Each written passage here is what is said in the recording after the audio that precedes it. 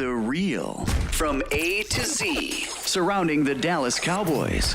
News, updates, rumors, transactions, takes, and more. So strap up, Cowboys Nation, and start your day off with A to Z Sports. Live with Will Steele. 3, 2, 1. Here we go. Oh, yeah.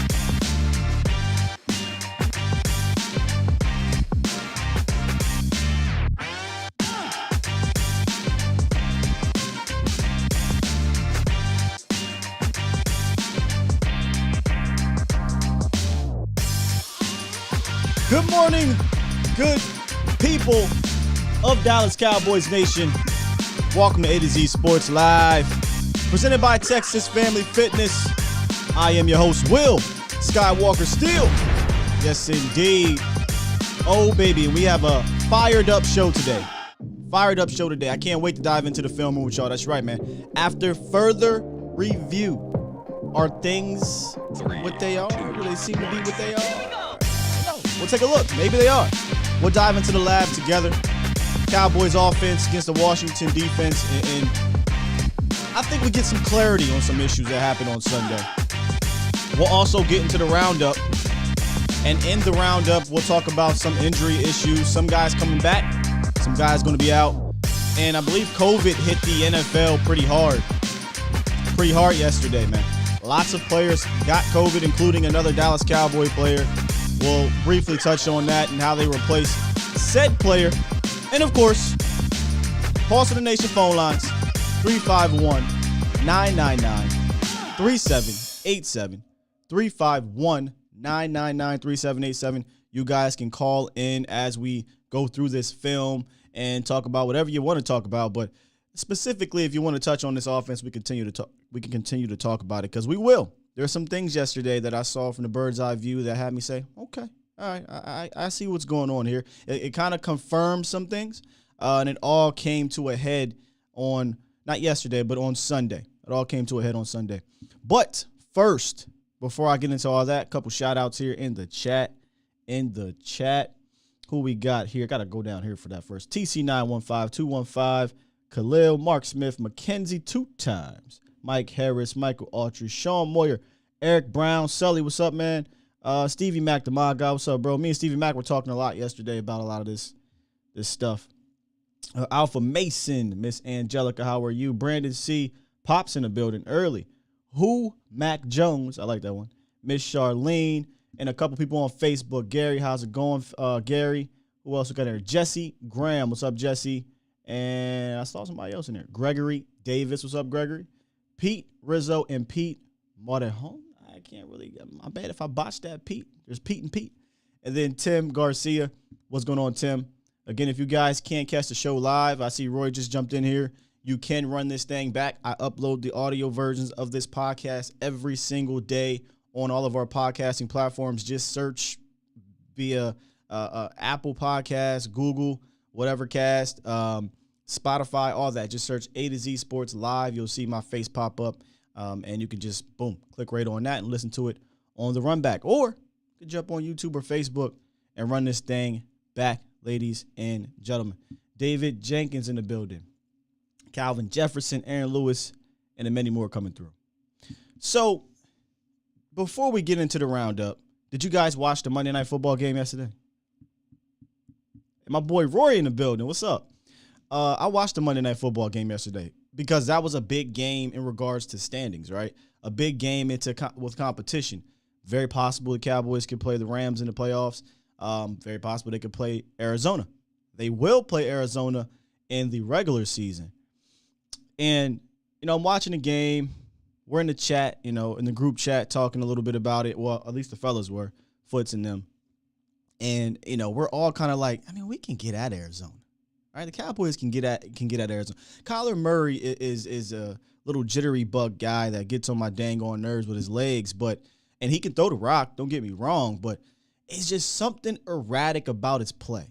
Yeah, he can be fantastic, but it's like he's always having to do this crazy stuff. And he made some unbelievable throws yesterday. But at the end of the day, he had a bad game.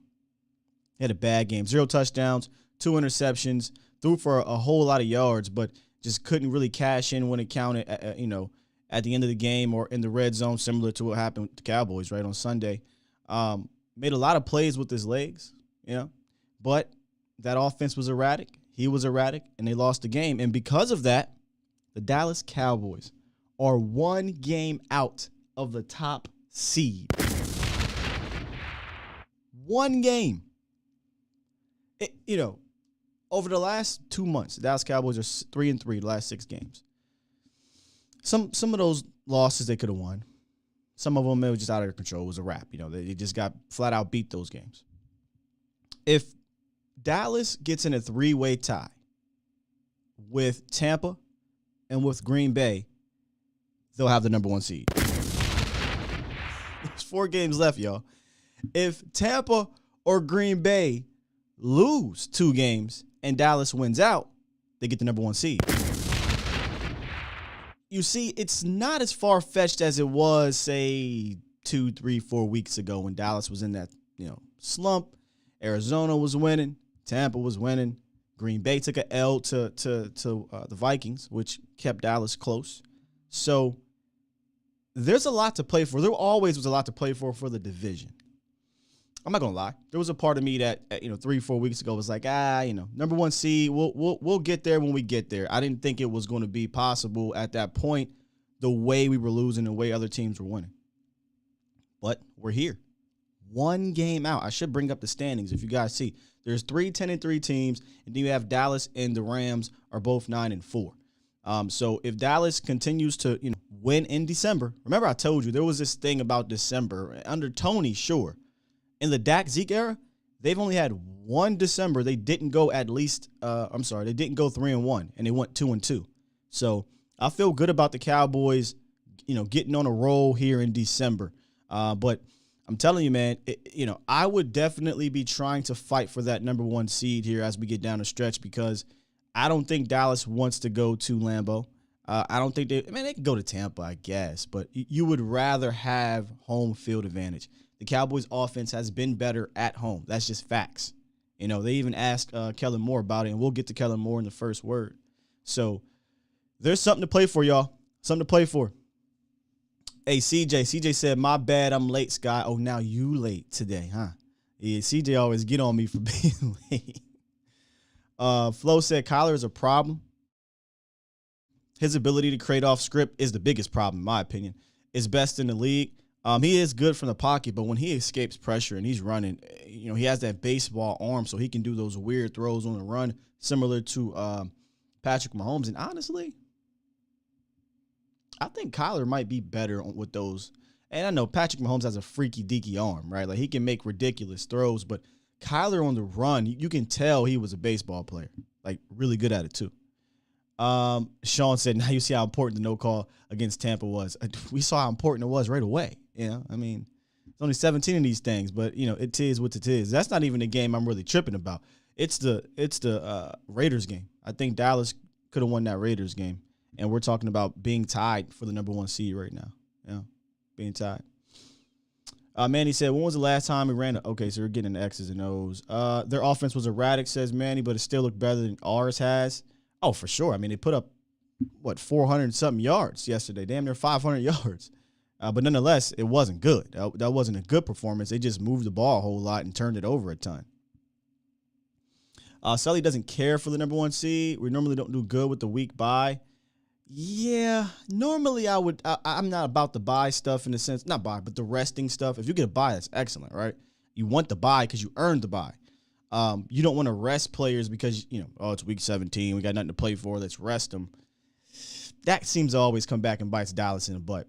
But I think in a year where COVID's been an issue, in a year where injuries have been an issue, I think a bye at 17 games, I think a bye would be perfect for the Dallas Cowboys going into the playoffs. I do, man. James Conner might be a problem. He is a problem. Dude is in regards to their offense. Like, James wasn't doing this in Pittsburgh, catching balls out the backfield. Dude got crazy hands. Yeah, don't get it wrong. Cardinals are a good team. Going to be a tough out. Going to be a tough opponent. I I'd rather play them, though. If I had to play a team, I'd rather play the Cardinals in Arizona than go to Lambeau Field and play Aaron Rodgers. I mean, I'm just keeping it a bean. You know what I mean? But all right, man, let's get into the roundup, and we'll talk about some Cowboys news and updates prior to getting to the first word. Look at them, it's about that time. It's time! It's time! It's time! It's time. It's time. It is time for. It's time for the morning roundup. Round 'em up, boys. Yes, indeed, the morning roundup presented by Texas Family Fitness, your solution for your fitness goals, whether it be weight loss, toning up, strengthening up, sports, or stress relief. Our friends over at TFF have everything you need, from state-of-the-art equipment, group classes, and experienced professional certified trainers. So if you're looking to begin your fitness journey, head on over to any of the 9 locations in the DFW area. Hey, ask them about, wait a minute now, make sure this isn't playing.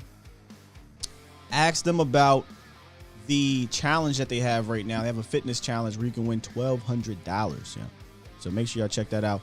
Or visit TexasFamilyFitness.com for more information. First up, we do have a Tyron Smith update, and kind of figured this may happen. Tyron Smith will be out week 15 against the New York Giants. So no Tyron Smith. He re-aggravated the ankle injury that cost him a couple games this year and half a games this year. And he didn't do it by himself. It was Connor McGovern rolled up on him, and just it looked nasty. Thankfully, he didn't break anything. Thankfully, he didn't tear anything. He just, it caused a flare-up in his ankle sprain. So here's a question. Do you consider actually just sitting Tyron Smith either A, for the rest of the regular season, or B, till you absolutely need him, say, against the Arizona Cardinals? He's so important to your offense. I wonder if they do say, hey, let's just rest him up until Arizona. Something to think about. Nonetheless, Terrence Steele and Ty Nsekhe, coach said yesterday that they're going to evaluate those guys and see who they decide to play out there. Real quick in the chat, let me know, who do you guys want to see at left tackle? Ty Nsekhe or Terrence Steele? Ty Nsekhe or Terrence Steele? Ty Nsekhe was not that bad against when he came in yesterday, but different story when you have to play a full game. Terrence, we know Terrence Steele has some troubles over there at left tackle. He's been up and down. If I had to pick, though, I think I'd pick my second cousin. I think Terrence Steele has the better upside. He's the better player. He's better at right tackle, but I know Terrence struggled for a few games, but I think I'd go Terrence Steele. Yeah. What do you guys think? Josh says Ty, Tim Steele. Manny likes Ty. Manny and Dawn like Steele. Chris says Steele or Alacone. Brother, Alacone will get his block knocked off if he came in the season right now starting at left tackle.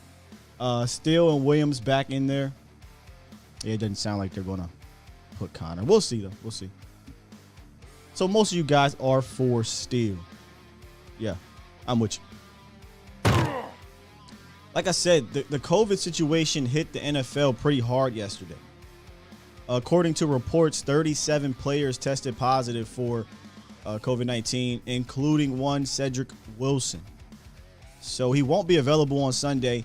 And as we inch closer, in my opinion, to the playoffs, in my opinion, I would bubble these players and coaches. I would. I would just straight up bubble these guys, because you cannot afford to have someone out, an important player, out due to COVID. Didn't we see this happen? It was coaches, but didn't we see this happen last year with the Browns, and I think it was Steelers or Browns and someone. The Browns lost literally half of their coaching staff in that game, and they had to, coach from home or whatever. I can't remember if they won, but regardless, you don't want that to happen to you in the playoffs. So if I'm Dallas, man, as we approach week 17, week 18, there needs to be some type of protocol where these boys get bubbled up. Living out the Omni, living next to the Star, something has to happen. If the goal is to win a championship, just ask these players, hey, sacrifice 1 to 2 months or 6 weeks, whatever it is, 6 weeks to just tighten up and bubble up to try to win this championship. Because the last thing you want to do is you get to wild card weekend, or you get to divisional, or you get to NFC championship, or hopefully the Super Bowl, and you hear about Dak Prescott or Zeke or Tyron or somebody is out due to COVID. So bubble these players up, man. Oh, I forgot to say also in the first part of the roundup, La'el Collins won't be suspended according to the league and Ian Rappaport. But they said the same thing about Tristan Hill. So I'm going to wait a little bit. I'm going to wait a few days until I run with that fully. But La'el Collins is not going to be suspended. Potentially could be fined. So that's why they're talking about Tyden Secchi and Terrence Steele at left tackle, because La'el should be good to go at right. I just wanted to bring that up. Finally, in the roundup, Tony Pollard, according to Coach McCarthy, could return this week. He says he's feeling a lot better about Tony Pollard's ability to play Sunday at the Giants than he did leading up to the Washington game. Pollard missed his first game of the season with a torn plantar. Was it fasciitis, or I can't never pronounce that word. Fasciitis, I think that's what it is. But I think Corey Clement filled in pretty fine for Tony. He wasn't Tony Pollard, right? Yeah. We don't really have a Tony Pollard on this team. But I think he did fine enough. Where you really got some of the Tony Pollard pop plays from the run game was towards the end with CeeDee Lamb. So maybe they go back to that if Tony doesn't play. But if he does, I think we're going to see Tony Pollard be inserted in those particular packages. That doesn't mean, though, that they should stop giving the rock to CeeDee Lamb. Yeah. I'd like to see them continue to still give it 2 to 3 carries a game. It doesn't always have to be from the backfield. It could be a jet sweep. He's probably our best jet sweeper now, aside from Tony. I mean, we used to have a little gadget guy like that in Tavon Austin and Lucky Whitehead. No longer do we have a guy like that. Angelica said close enough. Bro, I can't, these medical terms, I didn't go to medical school. Yeah, it's tough. We had a couple super chats. My bad. Let me get to y'all super chats real quick. Looks like Manny. Super chat. For the $2 donation. Thank you, Manny and Dawn. And then coming right back was Michael Autry. Super chat. Appreciate you for the $5 donation. He says, can you play 12 personnel with 3 wide receivers where we were better when we ran the 12? Can you play it with 3? No, 12 personnel is 2 tight ends. That's what the 12 is. So the 3 wide receivers is 11. And I think that's the Cowboys' best, well, used to be, best personnel package, because it forces the opponent to have to either A, play back against the receivers, or B, play up against the run. And when your offensive line was a really dang on good run blocking offensive line, you can, it was a pick your poison type of thing.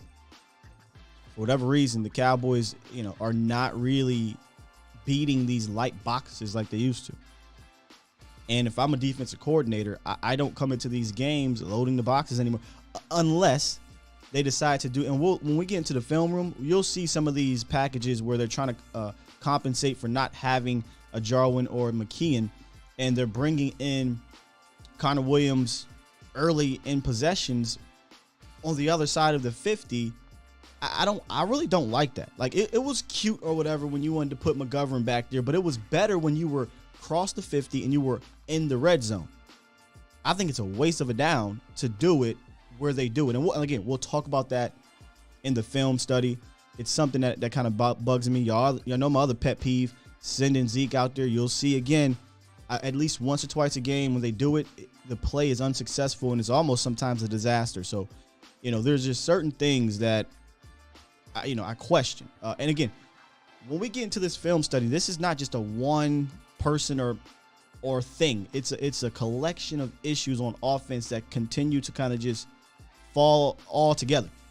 It's not one thing happening. It's a bunch of things happening within a series, within a play, within a possession, etc., within a game. And it's something that they got to figure it out. All right, so since we're talking about the offense, let's go ahead and get to the first word. And this is going to be about a minute and a half of Kellen Moore talking about the offense yesterday. If you guys want to go check out the full interview, you can. Or full press conference, you can. He said some things. He said some things in there that you can tell he's protecting his players, as he should. You can tell he's the coach. He knows what he's doing. He has access to all this stuff.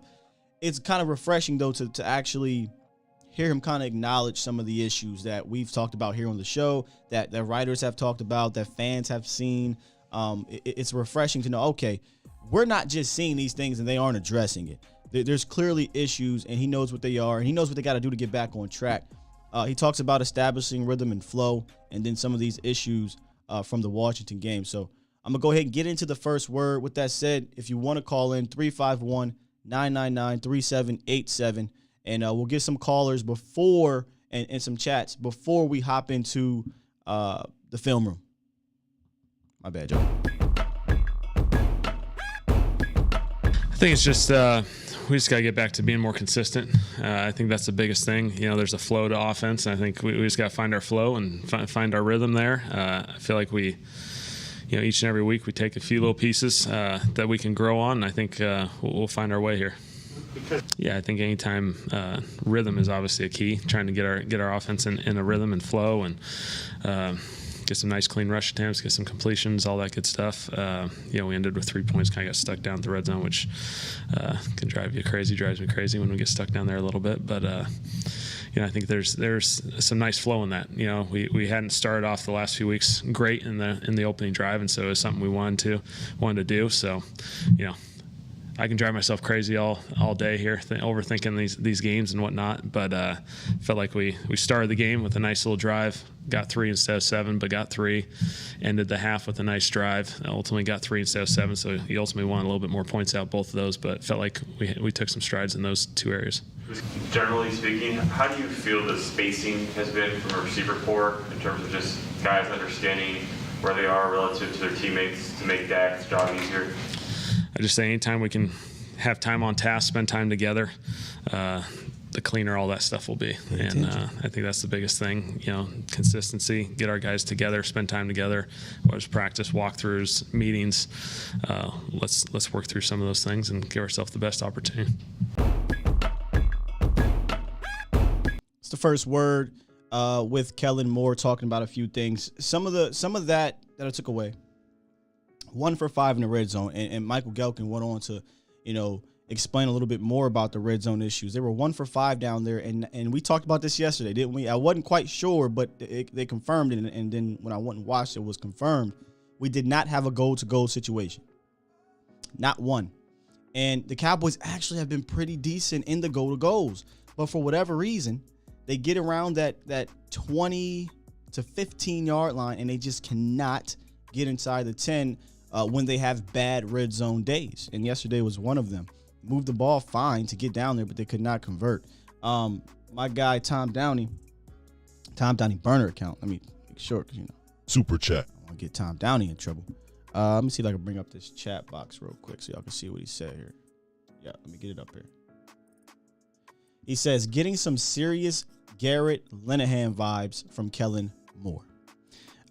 If you're on Twitter, I said that I put a little funny gif of Jason Garrett under my guy Connor Livesay's tweet. I said, man, watching this and watching the last few weeks, it does feel that way, and it's some of the calls. It's not full Scott Linehan, full Jason Garrett. It's just certain aspects you can tell he came from that tree. With that said, though, when we get into this lab and you see some things. And this is why I don't want to put everything on Kellen. I want to put everything on Dak or everything on the offensive line or the receivers.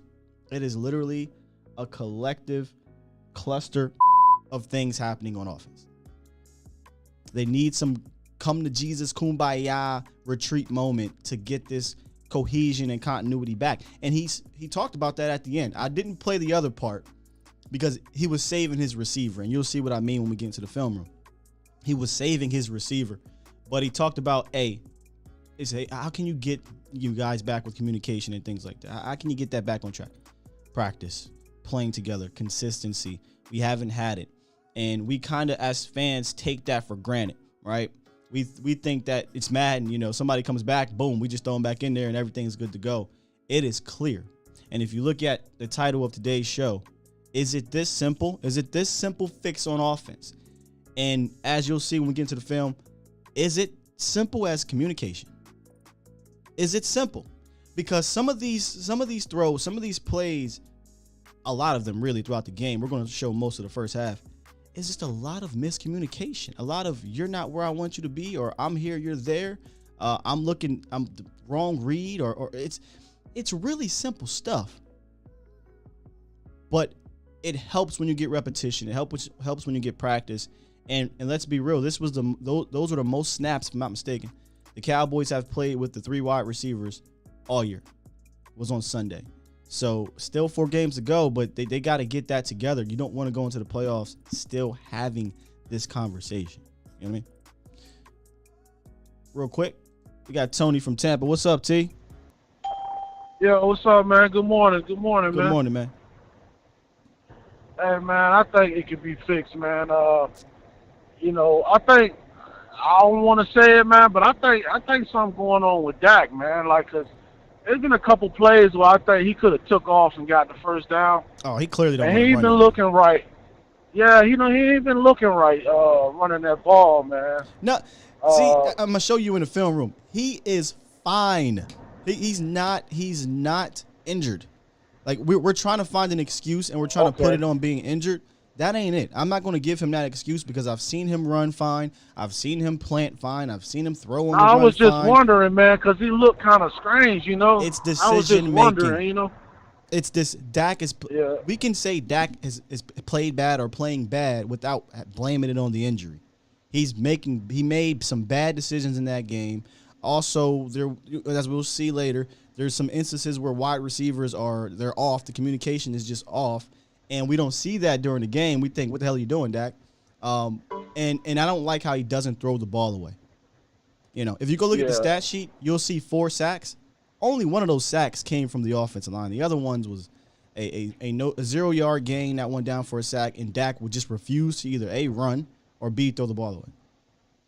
I don't think he trusts that offensive line either, man. Clearly has trust. I don't think he. Yeah, man. A lot go on the play calling, but I think, man, they'll get it right, man. With the chemistry and practice, more practice. I don't think they should play Tony Pollard this week, man. Tell you the truth, man. I don't think we really need him for these guys, man. I think the other guys can do fine. I think you need to get him as healthy as you can going into the playoffs. You know what I'm saying? Because he can mess around and re-aggravate it, or, Tony, he's more valuable than that. So to us, apparently, it's one of those injuries where it's about dealing with the pain. That's what I'm hearing because it's already torn, as opposed to being strained or what have you. Had it been strained, there's a possibility of you tearing it, but it's already torn. So I think it's a pain issue. If he can't play with the pain, I'm with you, sit him down. But I don't think Tony's going to be 100% the rest of the year because he needs time for it to fully. I guess attach itself again. I'm not really sure how that works. Yeah, they said me neither, but they said it's better if you tear it though. Yeah, so yeah. I don't know, man. I know we're gonna get it together, man. That defense is awesome, but that offense, man. I think we need to get back to what we was doing that 6-game winning streak. I ain't gonna say 6 game because we look good against Tampa. Some of that stuff all the way from first the half time, of the season. First half of the season, yeah. Yeah, we need to get back to that. Kellen Moore, man, he need to get back to that, man. He need to stop.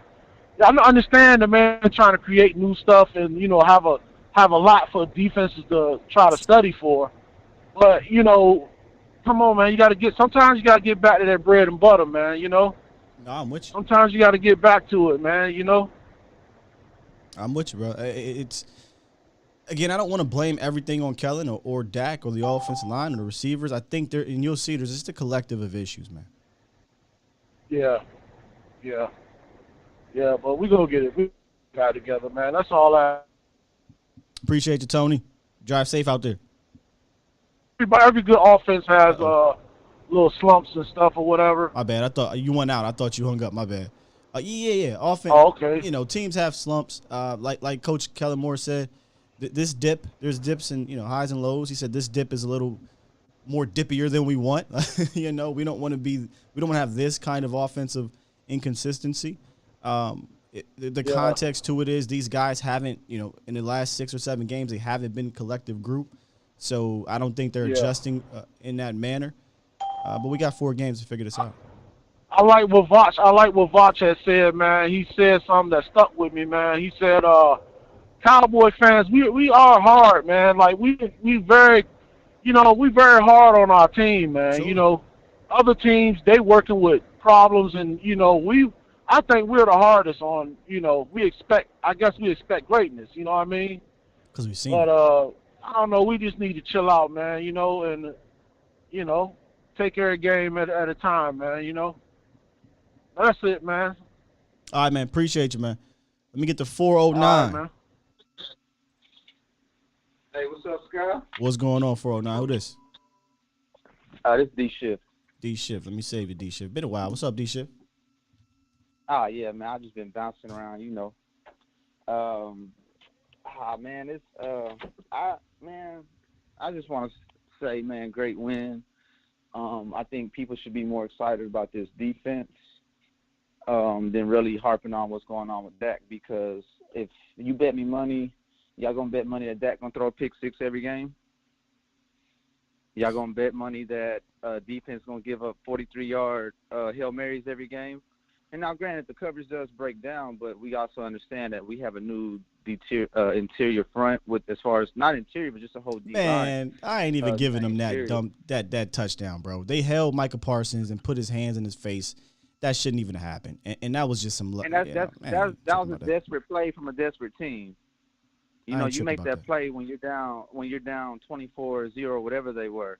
When you're 2 games back, I mean, you're trying to. It was the right throw. I mean, he scrambled out 1-on-1 deep. It was a really good throw, really great catch. I mean, it happens, but it shouldn't have been even counted. I'm not worried about the defense. Played great yesterday on Sunday. The issue is, and I get why people are worried, is that the offense doesn't look like an offense right now that can win you a championship. And I can't be mad at people for, being a little frustrated. I mean, I've seen lesser, and honestly, I think the offense, in the sense of you just got to take the ball out of Dak's hand a little bit. I mean, because he played good up until the fourth quarter. Like I didn't like a lot of the 3 and outs, which happened at the end of the game, but he drove you down for a touchdown. He took advantage of a turnover, bad interception in the first quarter, but he did go back and score. That's just, we've seen teams that couldn't take advantage of turnovers. Dak didn't play good in that game. It's been a whole season. Okay, like his calf injury. Okay, it's concerning. That's a pause for cause. But we talk about his skill and his mindset regressing. Like, no, I mean, I'm not trying to make excuses, but the same. What y'all want to do? Y'all put in Cooper Rush? Nope. So I mean, I think fans do this, D-Shift? The man deserves enough respect, because he got you to 6-1. He's 3-3 in these last, and they've had a lot of things going on. Let's not forget that the Buccaneers had the Bills come back on them. Let's not forget that the Cardinals just lost. We're going too far left. At this point, we don't need to talk about those teams, right, D-Shift? We're talking about our offensive issues, and Dak is a part of it. I think that's fair to say. But if everybody has issues, I know everybody. D-Shift. I know everybody has issues, and I can't believe I'm being this guy, because I am #1 Dak fan, and I believe in Dak, and I have no issues. I expect more from you, Scott. Because what I'm not doing is letting my fandom blind me to what's actually happening, and I'm trying to make sure we stay in reality. D-Shift. Listen. I fully 100%. Listen. I 100% believe Dak will get out this slump. I 100% believe in our offense is going to be fine. But I'm not going to ignore the fact that it hasn't been for the last 6 games, right? Well, maybe 2 of those games it has. But I'm going to acknowledge the fact that Dak hasn't been the same, and he's been struggling immensely, in my opinion. And that's just being real and fair and 100. I say this every time. Kyler Murray looked horrible. I say he did, but Kyler Murray he did, and I brought that up earlier in the stream. But Kyler Murray ain't my quarterback. But I say this every. Ramsey went on the field. I say this every time, bro. I say this every time. if somebody is playing bad or plays bad, I'm going to call them out. I don't care if it's the quarterback. I don't care if it's the running back. That's just being real about the situation, and that's what I'm going to be. No, for sure. For sure. And I think, my thing, I've called out Dak before. I've gotten into it with a lot of these fans. I've called out Dak way before this was happening. All these things were happening. I've looked at, but I think at the what I wasn't seeing and realizing was that this happens to. If we want to take him out the elite category, that's fine. I don't need him to be Aaron Rodgers. Sure. But I think my offense will be good enough. It's going to bounce back. You have 4 games to really get your mind right. Right. I think our defensive line is going to be a big matchup problem for that offensive line at the Cardinals. I think the interior is going to get in front of Kyler Murray. He's one of those shorter quarterbacks. They're going to make the pocket small for him. Those ends are going to contain the edge, and you just have too much athleticism in Micah Parsons. So I'm thinking these next 4 games, this is the time to get right. If you're blowing somebody out by the second or third quarter, let Cooper Rush get in, let Dak kind of take a rest. What? Take the ball out of his hand. Injuries are big, I need that calf to heal. I don't know if it can heal by the end of the year, but I need something to give because that's the problem. I think it's been the injury. Before he was 6-1, he was lighting up the league. You had your receivers, and we got to remember this span. Once he lost his receivers, it's to a point. It's to a point. If you're going to be good because you have all pros, if those all pros are gone, you're going to take a hit. You can't ask Cedric Wilson and Noah Brown to come in and be Amari Cooper and Mike CeeDee Lamb. I'm sorry, you just can't. The fan base needs to chill, needs to calm down. Your defense is lighting up. We've seen this offense play at what did Bill Parcells say? If you've seen it once, you can always see it again. So you said a lot of things there, bro. You said a whole lot of things there. Time out. You said a whole lot. Some of it I agree with. Some of it is crazy. If you're blowing a team out, first of all, most games you're not blowing a team out by the second quarter. You said put Cooper Rush in? That is the exact opposite of what needs to happen. Dak needs to play more reps with these guys. I don't care what the score is, unless it's the fourth quarter, last 2 possessions, and you're up, 28 points. You said the second and third quarter, put in Cooper Rush, number 1. Number 2, I would not allow you. Don't take everything so literal, Scott, because I like, you're going to take every word for word in any type of exaggeration. I'm only taking what you tell me. But come on, man. All right, so we won't play semantics. All right, we'll say fourth quarter. Semantic is literal, but you're right. So here's the thing. Another thing that I disagree with: Dak Prescott is fine injury wise. I don't agree with you on that one, bro. Like if you watch him play, there's nothing that he's making all the throws. He's stepping up. He's running. Well, he's not running like we want him to run, but when he runs, he's not limping. I'm not going to blame him on injury. This man ain't forget how to play football. You've been hanging around Jesse too long, dog. You see, I think you're so far left with Dak Prescott, you can't just talk about what's real with him right now. I'm really not. You are, bro. I'm really a fan of I'm around Jesse too much. Did you not hear what I said? I'm not a fanboy. Did you not hear what I said about? I'm not calling you that. That's disrespectful. I won't do that to you, Schiff. Like I don't like when people do that. You know what I'm saying? I get it. You have a fandom with a player, but that's disrespect. Here's the thing. Like I just told you, Schiff. I believe Dak will be fine. I believe he'll get out of a slump. He's just in a slump. I believe it's mostly mental and it's not has anything to do with being physical. I'm just calling it how I see it from Sunday and 4 of the last 6 games from Dak Prescott. I'm not saying he's been bad in all 6 games, but 4 of the 6 games he's not been right. Like I say, man, I think he'll come together once it's everything gets cohesive. I'm just not as worried as the rest of the fan base, and I'm not going to let some offensive woes deny me from the fact that this defense is starting to put it together and really become something that we've never seen. You've never had a defensive line like this. Yeah, the defense is the fun part to talk about. Yes, sir. But all right, Scott, I'll go another hour, but man, I know you probably working. You got other callers, bro. All right, bro. Peace. Take it easy, man. Yep. I some of y'all probably like, who is this? Who is Sky? This ain't Sky. Where's Sky? See, that's the thing y'all don't understand. I can be fair to any of these players, and I have. I've called out D-Law, I've called out Zeke, I've called out Dak in the past. I can't ignore what I've seen for the last 6 games. Again, not all of it is his fault. Like, not all of it is Dak, and you'll see it here in a second. But what I'm not going to do is act like he's not culpable in this situation, right? Like, he's got a part of it, and it is what it is. I full 100% believe they'll get out of this slump. Number one. Number two, if they don't get back to what they were weeks 1 through 7 or what have you, there's a very good possibility they should change their philosophy. And what I mean is, what D-Shift brought up was their defense. Their defense, I'm waiting till the Kyler game because Mike Glennon next week, Tyler Heineke, whatever. Taysom Hill, whatever, right? I'm waiting for this full-fledged defense. I want to see how it does against against Kyler Murray, and I do believe in this front seven. I think it has a fantastic front seven. But if they can kind of shift themselves into a top 5 type of defense on the way into the playoffs, you may have to switch how you roll offensively. You may have to turn into all right, listen, let's just pick our spots. Let's just stay patient. And if we got to punt, we got to punt. If it's not there, it's not there. And let's lean on our defense. That's something I thought I would never say going into the playoffs. Never. And I hope that's not the case. But if they don't figure it out in the next 4 games, then that may have to be the case. That may have to be the case. I don't think anyone is scary, D-Ship. Like that's the thing. I think on this channel, people get upset when we talk things through and figure things out. That does not mean for one iota I don't believe this Dallas Cowboys team, or a lot of people believe this Dallas Cowboys team can turn it around. One iota.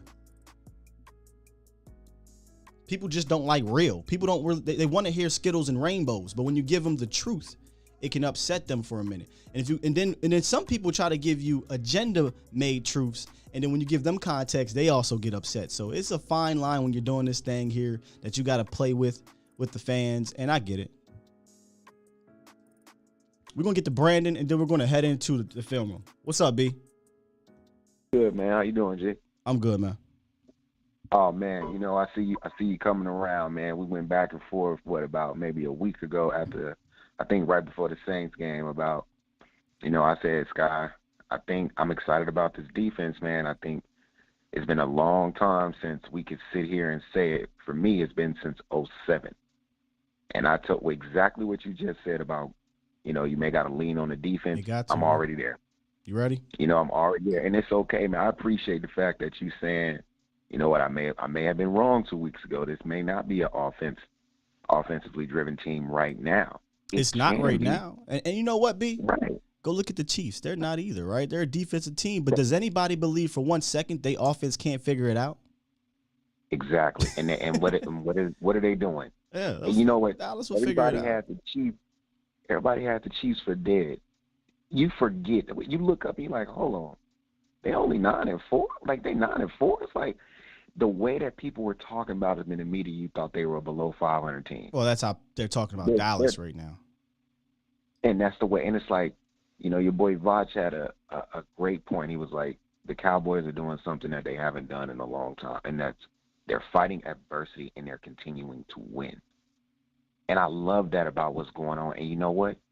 For the longest, we were an offensively driven team. When the offense didn't play well, typically we lost because we couldn't say, all right, let's lean on the defense for these next 4 or 5 games. This is like a great thing to have where it's like, you know what, the offense isn't playing well. Yeah. The defense was playing well before they weren't healthy. Now they're getting healthy, and I think they're just missing. I think more specifically, the fans are struggling with, coping with the offense being pretty much bad or very inconsistent for a long stretch, and the defense actually winning the last 2 games. Like we fought through adversity the whole first half of the year. People forget that, and I used to always bring that up when people try to say, oh, well, so-and-so needs everybody, blah, blah, blah. Did people forget the Cowboys didn't have everybody for the first 8 weeks? They missed a lot of key contributors. They actually won a game without Dak Prescott on the road. So Dallas has been fighting adversity all year. It's just that at this point now, for an offensive-driven team for years, right? For like a decade, this team has been mostly offensive-driven. Right now, they're not, and I think we're like Mr. Krabs, that meme, like, what's happening? What's going on? And we got 4 games to figure it out. So there's no panic to me. We talked about it yesterday. Concern, sure. Panic, not yet. Right. And you know what? People are just not used to being able to say, you know what? Let's dial it back. Like you just said, man. It's like I said, I was there at the Saints game. Go back to ball control. You may not. It's going to click at some point. Sure. That's what I believe. I don't know when, but it's too much. Like, I'll just point out somehow this is how I see it. You know how when you come in, you look at the Cowboys, and you feel like, oh, they got this high-powered offense, right? And they got all this talent, but there'll be a team that'll come in with this bland-ass offense, and they'll put up 21 points on the Cowboys, and you'll be like, how in the hell are they doing that? That is what the Cowboys need to do. Just go back. Sometimes you just got to run some stops. Sometimes you just got to say, you know what, I'm going to run some slants. Run more screens. Run more bubble screens. Just dial your offense back just a little bit to get that rhythm going. Don't expose your offensive line so much to these empty sets. Stop running that damn A-gap dive. Can they stop putting Zeke out wide for no good goddamn reason, bro? It's man, what you stupid. This man out trying to run a slant. It's like, as soon as I see it, I'll be like, okay, well, that's one less person that's going to be effective in the route. So who else are we got running? It's like, what are you doing? I would rather you leave him in there to block than to sit him out wide. I'll also say this, brother. I'm not feeling these screens, though, bro. We're pretty terrible at it. But you know what, man? The screen, to me, is I think it's easier to get your timing down with your screens and to sit back and to keep asking Dak to be a confident player right now, because right now his confidence is not high. So although I agree with you, the screens are not as effective right now, but man, with screens, that's something that you just got to keep doing, and eventually 5, 7, 12, and it just becomes. You become, even if you only get 6 yards on the screen. I rather. Okay, let me ask you this: screen on first down for 6 yards, or run on first down of the A gap for 2 yards. I'd be mad at either. But listen, screens can work, but for whatever reason, Dallas is terrible at them. I mean, I said this yesterday. Right. I don't want to keep banging my head against the wall if I'm doing something that doesn't work. The screens don't work. Every so often, sure. Dallas ran about 6 or 7 screens on Sunday. Now, a couple of them were more so audible driven, and some of them, about 4 of them, were deliberate. And some of them, I didn't understand. Did you not have confidence in yourself, Dak? You don't have confidence, Kellen, and just it's 3rd and 5, bro. You can't get a 5-yard out somewhere, first down. We run a screen, and it's not executed well. So this isn't even really always on Kellen for the execution part of the screens. It's on Kellen for, hey, you did this 3 times. It didn't work. Why are you going back to the well 3 more times to it? You know what I mean? So that was frustrating to see. It's always frustrating when it comes to the screen game. Screen game is about timing, and I'm not necessarily about talk about timing within the play. It's about when you call it. I don't like when he's calling the screens. It's 1st and 15. I'm like, here comes the screen. It's 2nd and 17. I'm like, okay, here comes the screen. I'm like, damn, it's Jason Garrett has to be over there right now. One of the most effective play calls in the red zone is a screen. It gets you out of trouble. It prevents you from getting in trouble. Wait till you see. It's a play where Wait till you see the screen that they tried to run later in the game. It was like 3rd and 4 or something like that. And they tried to get a screen to Zeke, and it was just awful, man. The execution of the screens is just so awful. I'm an early down screen guy. I think when you run screens later in the downs, you become more predictable. But if you look at Dallas's history with screens, the screens that are typically effective are the screens that are on early downs. When they get to be in the 3rd down, they become more predictable, and teams are looking out for it. Yeah, but to me, it's the execution, though. Like the linemen aren't getting out there in time, or it's too quick. The running back gets out, or the throw is off. The execution is just bad, man. It's just bad at this point. They got to clean it up. Yeah, Dak got to play better, man. And I love how you sitting back and you're trying to hold him accountable. Like, Cowboy fans are so – obviously we're all Cowboy fans, and I understand sometimes why people don't like us. We're so we front run, man, with the best of them sometimes that we don't like to call it like we see it. Dak playing like garbage, and it's a confidence issue, and it's also like him just not seeing the field. He's not seeing the field the way he needs to see it right now. Yeah, it's a lot of things with the man right now. I don't think he trusts some of his fronts. I don't think he trusts his receivers right now, and then he doesn't trust himself. And I'm gonna show some of this here in a second. Again, it's not all him, and this goes back to last week, but he and this comes with the territory, right? He has to overcome a bad play call. He has to overcome bad blocking. He has to overcome a no running game, because that's what they say, quote unquote, you're paid for, right? So while in fairness, this is a team game, majority of the national media, majority of these fans don't give a crap about that stuff. So like how I hold the head coach accountable and say, you got to deal with Jerry Jones. I don't care, man. Get it done. It's kind of similar where, obviously, Dak, you need everybody else to also help. But at the end of the day, what are they going to say? Oh, well, we pay you $40 million, right? That's what they like to say. So you need to overcome yada, yada, yada, yada. And then if you can't overcome all that and you're in your head, it's just a recipe for disaster. I agree, man. But you know what? Like I said, man, I'm loving this defense.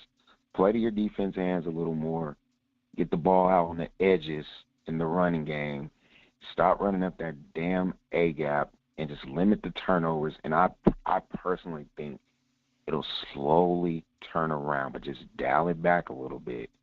You know what? But he has to run more. What happened to the read option, the run pass option? Maybe you do that. Front office. To get him going. You wouldn't do it? No. You must ain't been listening for the last month for me, bro. I've been advocating to get Dak back into that zone option. Oh, okay. But I think the front office is not with it, because when he ran that touchdown against the Falcons, the front office came out and said, yeah, we don't want you to do that. Yeah, they don't want to win. And you know what, man, I'm going to say this, man. I'm going to go in closing. But you know what? I'm starting to be real disappointed in this coaching staff that they continue to not protect Zeke from himself. It's starting to become embarrassing, bro. Like, serious. It's like, why are you letting him do this to himself? It's like, at some point, you're the fucking head coach, and pardon my language, you're the head coach. It's about what you say. I don't care. I don't care if this kid is trying to go out and be all warrior. He's not helping you. I've seen 3 games, and I haven't seen one play in which Zeke would have been, if it would have made a difference in being on that field. Oh, I said the same thing yesterday. I asked the chat. I said, has there been in the last 4 or 5 weeks a situation scenario where you said, man, we needed Zeke, maybe a passing down where you had a good block or something, but you ain't paying your running back to block? I'm just saying that. Has there been a play in the last few weeks or what have you where you're like, man, we really needed Zeke out there? There hasn't been, man. Nope. You could have utilized these last couple of weeks to get him back healthy and get ready for this stretch run. But, hey, man, we're beating a dead horse. Right. I appreciate you. I appreciate you for the call, All right, B. G. All right, man. Have a good one, bro. You too, man. All right, here's what we're going to do. We are going to jump into the lab, and then I'll get back into the phone lines. And just we're going to look at some of the things that I saw in the first half. Most of the first half. Some of the plays and situations and scenarios that, kind of made my antennas perk up a little bit. All right, so let me see here. 1 second, y'all. 1 second. Bear with me as we get this thing together. Where are you? Where's that?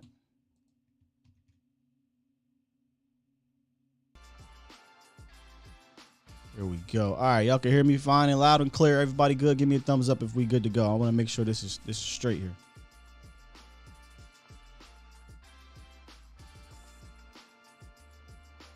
Yeah, Mel, I'll get back to you if you call back in, Mel. I got you, Mel.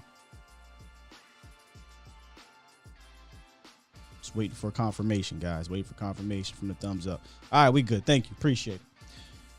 All right, so like I said, this is going to be mostly the first half, because I think the first half and definitely the first drive of the game was pretty much indicative of how the game went, which is, yeah, you're moving the ball, you're getting some tough yards on the ground, followed by some suspect run blocking, failed screens, miscommunication, some missed opportunities, and just no consistency.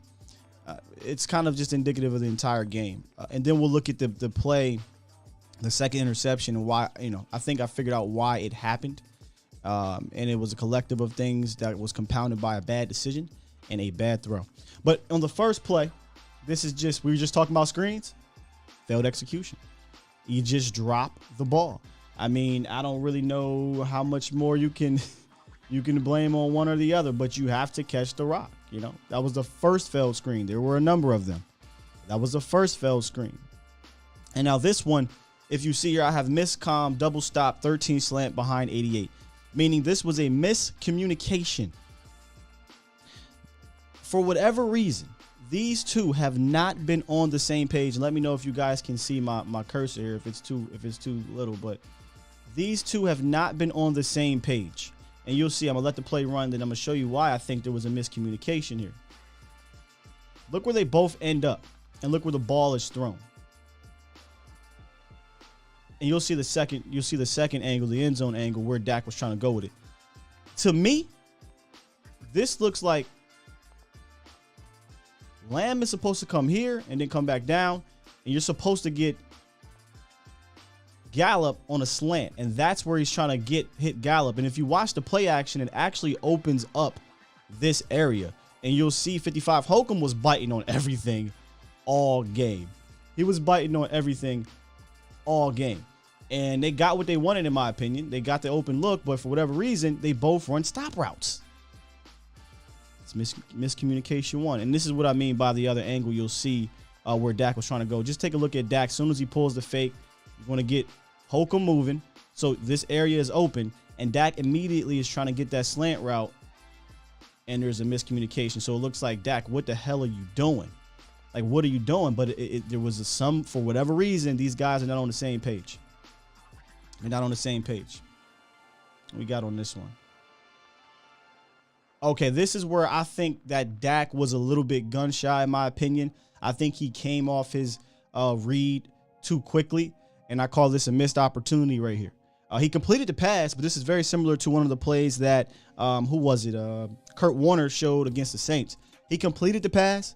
However, this could have been a bigger play if he had went with it. And you're going to see here, Michael Gallup gets open here. And for whatever reason, he comes off of him and he comes back to, Mari Cooper. But I think this is one of the cases where he's gun shy. You got to throw to the spot right here. You got at the top. You're at the top of your drop. I think Michael Gallup is breaking here. This linebacker is not deep enough. You do have a safety that's hanging, right? But he won't get there quick enough if you get the ball to Michael Gallup somewhere in this area. So I think he got a little gun shy, didn't trust himself here, and decided to, come off of it and get a completion to Amari Cooper. So, I mean, it wasn't a bad play. Oh, and this is the ground game. Take a look at Terrence Steele, Tyler Biadasz, and Connor McGovern. He's falling. He came out hitting air, then he finally grabbed somebody. And we wonder why this play didn't work. Blocking was atrocious. One more time for y'all who may have blinked. Terrence Steele, Tyler Biadasz, Connor McGovern. Yikes. I mean, he's on his ass here. I don't even know where is that Biadasz right there reaching. It's just execution was terrible down there and towards that red zone area. All right, miscommunication number 2. Miscomm, 1388 spacing, 13 to the pylon is a touchdown. This was the second miscommunication on the first drive. Mind you, guys, I'm showing you the first drive. The first drive here. Love that they have Zeke or they have Lamb here in the backfield. They're going to get a 2-on-1 with Lamb and with Gallup, but watch the spacing once again. Why? Why are we here? And Dak is actually looking for Michael Gallup to hit to this pylon. And if you go back and you listen to, Kellen Moore, He said, they asked him about that play. He said, well, someone was supposed to continue their route, and they didn't. And when you go back and you watch Dak at the top of this here, he's looking for 13 right here. He's holding off the safety with his eyes, and then he's looking for 13 right here, and he's not. So initially, on the broadcast view, you're probably thinking, what the hell you doing, Dak? Why are you holding the ball? Get rid of it. Well, there's nowhere to go. The touchdown was a layup. It was a layup play. We're going to go back to the wide view. This is a layup. If he continues his route, this is a tutty. Instead, he stops, and you get this. So just the second miscommunication on one possession. And then we get to the third down. They run another screen, if I'm not mistaken. Let's kind of fast forward here. Yep. So we do another screen. Another poor executed screen. I want y'all to watch Dalton Schultz here. He's awful in space. Doesn't get the guy. Third and whatever. Instead of trying to go for a normal pass, you get Dalton Schultz who whiffs on the block, and it just ends the drive. Once again, you get into the red zone, but you don't get a chance to get down into the goal-to-goal situation. So the first drive was pretty much indicative of the rest of the game. You had some good plays. I didn't show the play action. I actually got a first down with CD Lamb, and I'll show that later because I'm going to show you why I didn't show it.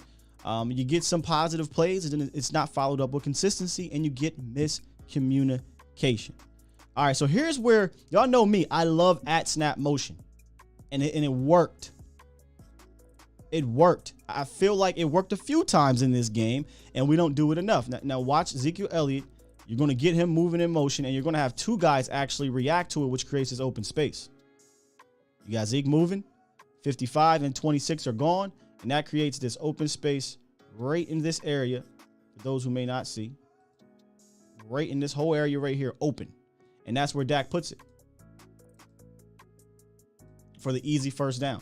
This is why I love at-snap motion. We don't do enough pre-snap, and we don't do enough at-snap. This play I have man up out of 11 because this is the scenario that teams face, defenses face when there's 11 personnel. 3 wide receivers, they go 3 by 1 and basically creating this one-on-one situation with Michael Gallup. Now, you're going to get an offsides, but nonetheless, it still shows why it's tough to defend this. Because what you have here is this safety immediately is shading towards this side because why wouldn't he? You got Cooper and you got Lamb over here. He's playing underneath in the zone. He's bailing, and he's coming back here to hang on CD Lamb, which creates this entire open space, and Dak gets the ball to Michael Gallup for the big gain. This is what makes the offense tough when they can be consistent. And this was just a ridiculous. I love this play by Coop. Watch Coop and how he just confuses everybody at the top of this route. Boop. Great throw, great play.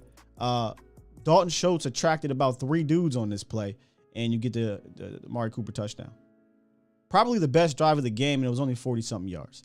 So far, you're getting a mixture of some solid play when they got the interception, and the Cowboys offense drove down with the second drive. And in the first drive, some inconsistencies. This play right here, dead to rights, McGovern just whiffs, and the play's over. There's really not much that you can do when, for those who didn't see it. Here's Connor McGovern, and he just completely whiffs, and the play's dead. There's not really much you can do here in this situation that from the quarterback, and he tries to make a play. Nothing happens. Maybe you want to see Dak Prescott throw that ball away, but he likes to try to make plays. And this was the Michael Gallup goes deep. Dak Prescott hits him in stride, or not in stride, but hits him at the top of his route or his drop. Beautiful throw. Gets there, but negated by penalty. They call holding here, questionable, but they called it for whatever reason. They don't call it on, our guy. But if you look here, this happened a lot. Not really much room to step up here, but he did make the throw, had enough time, and he got it out. That interior of the line was struggling a little bit with Jonathan Allen and with Daron Payne. Again, at snap motion. Watch what it does. Watch what it does, ladies and gentlemen. I'm a fan of at snap motion. I'm a fan of it. You're going to get my man moving here. Watch the linebacker. He's shifting. Just enough room here for him to get up space and the lineman to get out in front. I need to see more of that. It's easy ways to get a linebacker off his spot. All right, so this play is what I talked about with one of the callers. I cannot stand when they decide to do this cute little offensive line at fullback play at the 20-yard line. Why are we doing this? There's no need for this. And then they run it right up the gap in the teeth of the defense. I don't understand it. I don't like it. I'd rather you spread it out and try to get it run in that manner. It's one of those things where the play call is not bad if it's done on their 20, if it's done in the red zone. But that timing of that play call is just a waste, in my opinion, of a play. Tight window opportunity. It gets off the read quick. If you guys watched the show last week, I talked about Dak Prescott was going to have to make some tight window throws. This was an opportunity. And if you look here, you'll have the tight window throw right here possibly if he comes over a bit, and you got a tight window throw here. He comes off of it quick and he goes to CeeDee Lamb. I thought he could have stayed on it a little bit more, but this is one of those opportunities, maybe gun shy, didn't want to do it. That's another one where I say, Dak, you kind of got to let that thing go. This is a great play right here, y'all. Great play. Third down hot read, executed to perfection. Great read, and you can tell this was a film study thing here. If you go back and watch the Wilson sack, the Seattle game, they did the same thing. They have 6 guys at the line of scrimmage. 2, 3, 4, 5, 6. All at the line of scrimmage, sugar in the A gaps. I believe this was a third down hot read. And what you're going to have is this guy right here is going to peel back because he's expecting my man to come here. But none of that happens because they studied this. Instead of him coming here, he's just going to flare out here, and they're going to get a quick pass, and it works to perfection. So this was a really good read by Dak and really good adjustment in the film class. So in the film room. So check it out. That's just very well done. And if you actually go look, if they had ran it the way that Seattle did, it would have resulted in a sack. And we'll run it back here, and you'll see what I mean. 26, Landon Collins is going to sugar, and when he sugars it here and he comes forward, it's going to cause Zach Martin to have to respect it. And they teach the lineman to take the inside man because it's the quickest route to the quarterback. And they know this. So he's sugaring it. He has to respect it. Free guy here, he won't have enough time to get this off, and he knows he's going to peel back. So instead, he gets it off quick out here. Just a great read, great play, and good yak by Lamb. So just overall, really good film study and execution on that play, in my opinion. Another fullback offensive lineman, weird spot. Why are we running this play right here? Weird spot. And instead of running it, they're like, oh, we're going to trick them this time, right? We're going to trick them. We're going to play action it. Instead, they're not respecting it right now. They understand you guys can't get anything on us right now out of this formation. 1, 2, 3, 4, 5. You want to call that 6, but there's basically 6 or 7 guys floating around the box, but this is a light box by NFL standards, meaning if I'm Dak Prescott, I'm probably calling an audible out of this. Instead, they do a play action, and there's just nowhere to go. There's nowhere to go because you got 1, 2, 3, 4, 5, 6, 7 guys with 2 guys deep. Once again, in a weird stack here. There's nowhere really to go with the ball. He could have threw it out here, but this play is designed to hit something deep, and there's just really nowhere deep to go with the rock. So he takes off and gets 2 yards. Again, guys, I don't like the fullback offensive line option that early in a possession. I'd rather do it somewhere down here. I'm just showing this play here to show that he's still throwing the ball deep pretty dang on well. It's a great throw. It would have been a catch in my opinion, but he got the flag, and that was a first down. But just take a look at the throw. I thought in rhythm, when Dak was in rhythm in this game, Dak was hitting. He was hitting his guys, It's just that when he wasn't is when he made bad decisions, in my opinion. Great call, by the way, ref. Finally got a great call, ref. God, these dudes are terrible this year. Y'all see him miss that face mask last night? This one was 21's best run. And honestly, it probably was because Connor McGovern got beat. Watch Connor McGovern. You know, it causes Zeke to cut back here. I don't know. Maybe I'm speculating, but he definitely got whooped on this play. But check out Zeke. This was his best run of the game. Had a very nice cutback. Dak's checking at the line of scrimmage, and he's probably checking because look, 1, 2, 3, 4, 5, 6. I got a light box. I got 12 personnel. This is a check all day. But Connor McGovern, y'all, just take a look. I mean, great run though. Zeke made it count, but Connor McGovern, I think he struggled in this game. So, yeah. I'm not really trying to get at Connor McGovern, but I'm just gonna show one more time. Just one more time. I mean, just you can't do this, Connor. Yeah, can't do that. Can't do that. Great run by Zeke though. Third down screen, bad execution. This was one of those plays where I said, I don't even know what the hell is going on here. I just let it speak for itself. I mean, you just watch these guys, and I'll show the other angle. Almost resulted in an interception. Again. When I say cluster F of everything, perfect play to show it. Bad execution followed up with a bad decision by Dak. It's not there, Dak. Throw it at the feet. Stop trying to make a play when there's no play to be made. When I say I don't know what's going on, they clearly pass off their linemen to get to the next level for the screen, but then they both follow, I think it's 55 to the quarterback. Just check it out. They're both following 55 instead of getting out in front for the screen. They recognize that the screen is coming, and Dak tries to make a play, and I don't think he should have. That should have got thrown right at the feet. Just bad execution followed up by a bad decision making.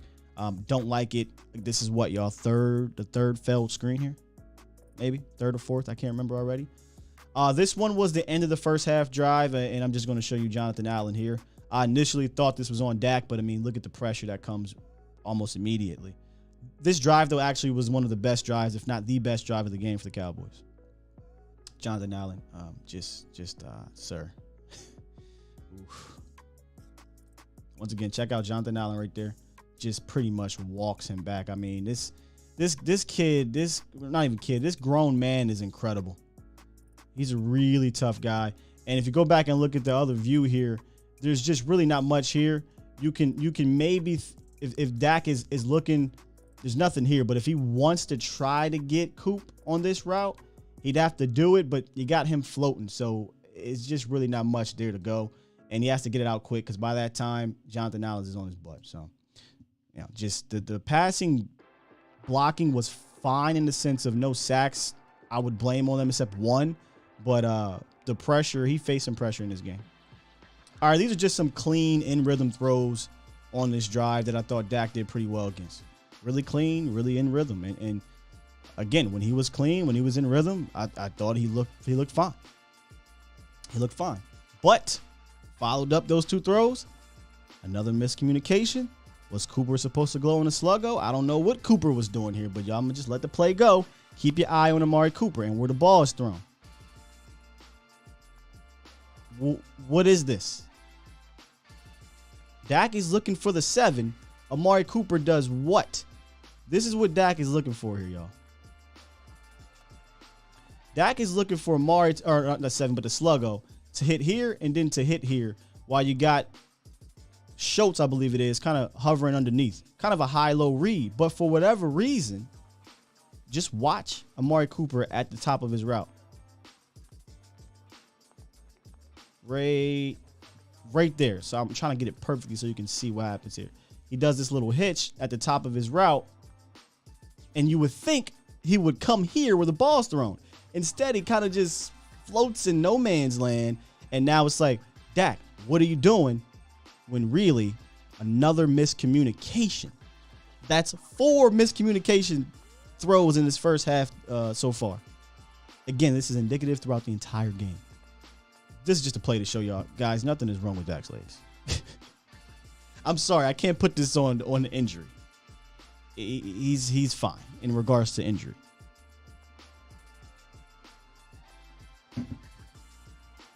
I'll just let this play. I mean, better angle here to see that he's running fine. He just refuses to run or is being told, do not run. Y'all tell me. I'll run it back. Y'all tell me, do you guys see anything wrong with Prescott's legs here? Before I move on, y'all let me know. Anything wrong with Dak's legs in that play? Looks good to me. Looks good to me. This one stayed patient. He can't climb in the pocket, but he hits 19 on a slant. So you're going to see the pocket once again kind of get pushed back. He kind of has to drift back and throw across his body a bit, but he's going to get Amari Cooper on this kind of quick slant here, or if you want to call it a drag, a man coverage, so he gets open. Good play, good throw by Dak, and good connection and communication, right, with Amari Cooper. Here we go. We'll let it run. The other angle, you'll see that he can't really step up in this pocket. And hey, Jonathan Allen, Deron Payne, good players. But, you know, it's tough. There really isn't much to go, but he gets it. First down. Once again, guys, almost got into the red zone. Almost got into the go-to-go situation. Just outside. First down. For whatever reason, we decided to do this weird crap. For y'all that know me, I cannot stand Zeke going out wide, and you'll see why.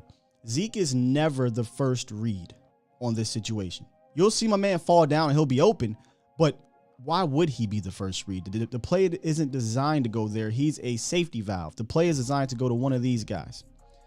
Nothing really breaks open for Dak, and the pocket collapse, and you get a sack. Nothing is there. You would think if he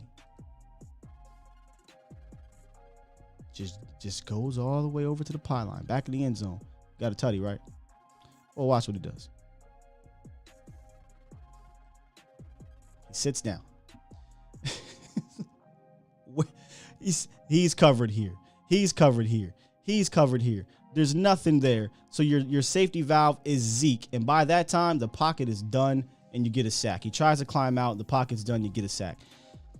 I don't know, y'all, if this was another miscommunication, but I just don't quite understand this concept of having him sit down here.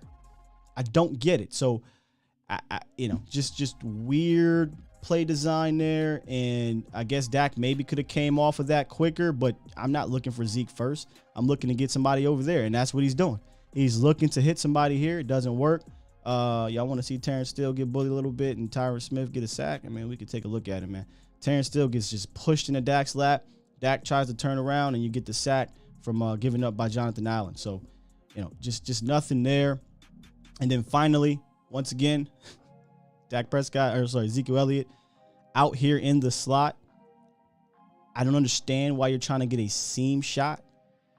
You're getting a seam shot to Ezekiel Elliott. And the reason why you're going to get that is because this safety is going to pay attention to these two. So he's going to shade more this way, and Dak is reading this safety. If he shades this way, I'm going to get it up the seam to my receiver. But unfortunately, it's not a receiver. It's Ezekiel Elliott. The throw's not, I don't want to call it a great throw. The throw is what it is, but maybe Cedric Wilson can rise up and have an opportunity here. But I see what Dak is seeing. Okay, he shades over here. I got one-on-one here, but it's Ezekiel Elliott. Where's Cedric Wilson? Where's Cedric Wilson? So that is what I saw in the first half and what kind of went on throughout that game, y'all. My apologies for the long-winded film breakdown, but I kind of wanted to do this on purpose so you guys can see some of the issues that are coming up from Dak Prescott, from play call / design, from miscommunications with the wide receivers, and from a blocking standpoint. It was all a collective cluster of things. It really was. And I get it. When we're watching this broadcast view, we're all fans. Initially, our emotions, we don't care about any of this at the moment. Why isn't it working? But I like to bring this to you guys so you can see why some things aren't working, and some things can be confirmed and some things you can kind of ease back on. And one of those things were, all right, we're all getting on Dak because we want to hold him accountable. But in that first half specifically, there was more than just a Dak Prescott problem. There was a collective issues of things. So I hope you guys enjoyed that. I really didn't get a chance to jump in the chat to kind of talk to you guys play to play about what happened. But I hope you guys enjoyed it and kind of got something out of it. If you missed everything, if I was going too fast, let me know. I can try to slow down. I'm trying to implement a little bit more when we do these things to it so that, you guys can easily follow along.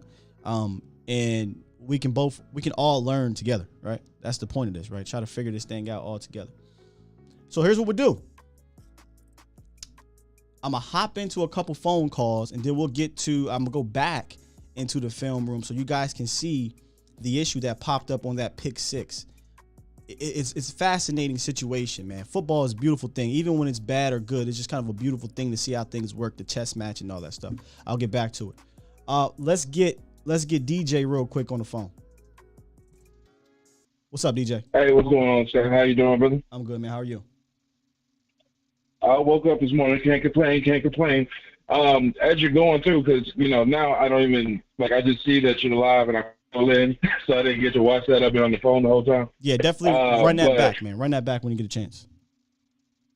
Yes, sir. It sounded good, but a lot of what I'm hearing, especially on the wide receiver miscommunication and all that, and it's funny because, I was actually thinking about this, with asking you this morning. I was like, hey, is there an experience factor? I'm not concerned about the team long term at all, but is there an inexperience factor? These guys haven't played together. It's a young team, they haven't been there before. Is there a factor of that that's playing into this maybe? That's fair to say. I had this conversation with Aisha. She said, hey, we got to remember CeeDee Lamb is only in year 2. As fans, we think he's so great because he is and things like that. But from a nuanced standpoint of wide receiver things, and same thing with Gallup. Gallup, while he's not a 2-year pro, he's actually a 4-year pro. I don't know that Gallup I think he's still getting these things down. So you get a young receiver in Lamb.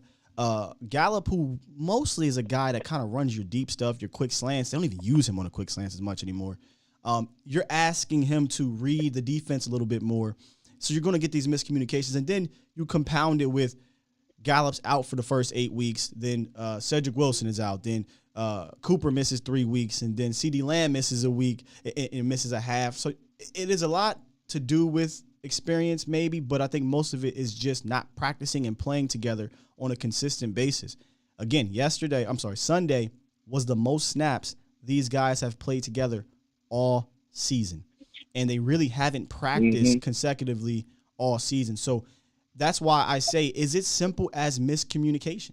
Because if you go back and look at that breakdown, you'll see there were opportunities that Dak was waiting for or was going to hit, but the wide receivers and Dak were not on the same page.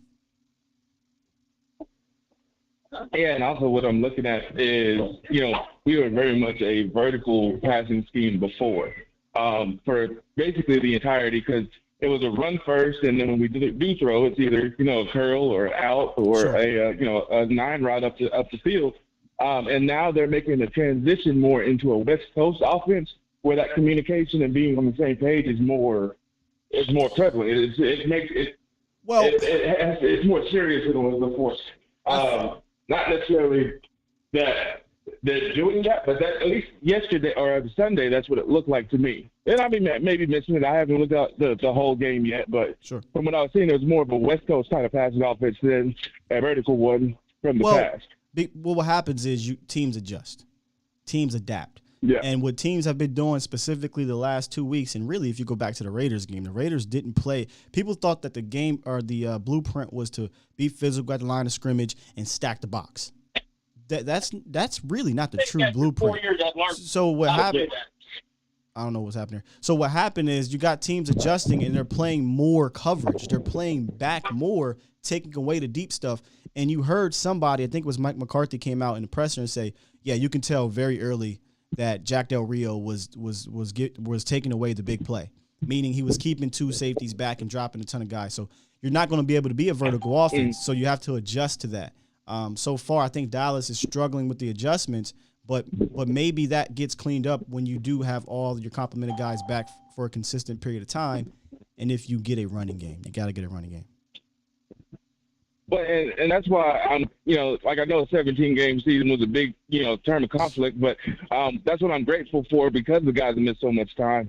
And I think, like I said, I always say that the offense is going to be fine, But there's just, and it sounded like you were going into that a lot. It was like, what I saw as a receiver is if you get missed as a wide receiver, it's just outside your hands as long as you have a competent quarterback. It's not like I'm over here and it's 5 yards over my head or it's 5 yards behind me. What I showed on the film breakdown, the deep passes are fine. Dak Prescott is still delivering deep throws at an accurate, very high accurate rate. He did it in the Saints. He did it in against the Raiders. He did it against the Falcons. He did it against the Washingtons. One of the deep passes was negated. The other one, he got a flag drawn on him. So I don't really worry about him deep to the hashes, like outside the hashes. He's doing that fine. What I'm worried about is we're not seeing enough seam shots, and we're not seeing any adjustment to it. I gotta let you go there. That's loud in the back. Yeah, I'm at work, brother. I'm sorry. I'm in the background. They got speakers going and everything. But I'll let you go, brother. I appreciate it. Yeah, no problem, man. I'm going. Yeah. Get that out of here. Here we go. All right, so he's gone. Let me see what y'all saying in the chat here, man. Mel said, appreciate the breakdown, man. No problem. We're going to try to do this every Tuesday if we can. Start running the ball 4 to 6 yards of play and seeing them starting to load the box. The running game wasn't putrid on Sunday. You heard Kellen talk about we were getting some of those 4-yard plays. It wasn't the 10 to 14 yards we were used to earlier in the season. It wasn't putrid, but it wasn't enough to respect it. And that's what you saw when they were like, okay, you want to bring in an offensive lineman to play fullback? I'm not dealing with this today. I'm going to go ahead and play this back in case you try to do a play action. That's exactly what happened, and it didn't get off. So, Brian, the status on Blake, not sure. Not sure. All right, let's get B Bird. Love to hear from B Bird. What's up, B Bird? Hey, what's up, Scott? Not much, brother. How you doing this morning? I'm doing good, man. Hey, I just got up on your site, so I caught the middle. I am going to go back and look. But, I always lean on you for all 22 views. And I want to ask you this question. So the Cowboys, and you said this the other day, like, it's kind of always been, this year has been pick your poison. Hey, you're going to bring up somebody that's extra man in the box to stop the run, we're going to throw it. If you leave that guy back, we're going to run it. And that's a good formula. But the only thing I think the kryptonite to that formula is if your running game is not effective and we can keep a light box and keep people back, I think it really messes up your offense. So I think the run game, again, is the key to this whole thing. And what they're saying, I think, and when I'm saying I think, you can see it from all 22. That's why I'm asking this question. Are teams just not respecting our run and just saying, hey, we're going to keep guys back in his zone, make Dak find guys under, and that way, or and just saying, hey, what you get on the run, you're going to get on the run, but we're going to keep 7 guys in the box or 6 guys in the box, and we'll take our chances against your run with that and keep guys back. So that way, if we can stop your run with 6 or 7 guys and keep all our guys in the back, then you're not going to – we don't have to – it's not however do you want it. It's however do we want it. And so I just want to know, are you seeing that in the film as far as they're just not respecting our run and we're not making them pay for it? Absolutely. It's spot on there. How do I add on to it? Earlier in the season, you could do the how do you want it because your run game was an absolute factor. You had TP, you had Zeke. They were blocking it well. They were creating lanes. They were making people miss. They made you respect it. And when you didn't, talking about you Chargers, we just ran the ball down your throats all day. But I think teams caught on. Wait a minute. Zeke is not the same. Wait a minute. This offensive line is in flux.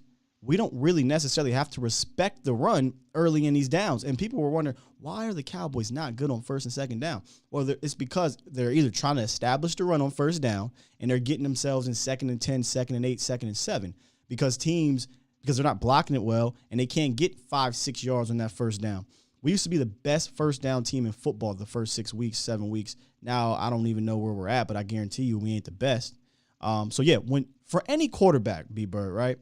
If you have to throw into a sea of 7 or 8 all game, it's going to be a long game for you. You have to be patient. And I think Dak Prescott is pressing a bit, right? He understands, man, my offensive line is not the greatest, but I got to make a play. Or my running game is not the greatest, but I got to make a play. As opposed to, and I joke about it, he's trying to make a 14-point play sometimes, as opposed to just boom, boom, boom, let's just keep this thing going. But when you have that compounded with the receivers not being on the same page, it looks like a cluster F. And that's what's happening right now. But, yeah, spot on observation. They're not respecting this run game. And this is what I think they need to get it going, because teams have to respect it in the playoffs, or we're talking about January football not having a run game.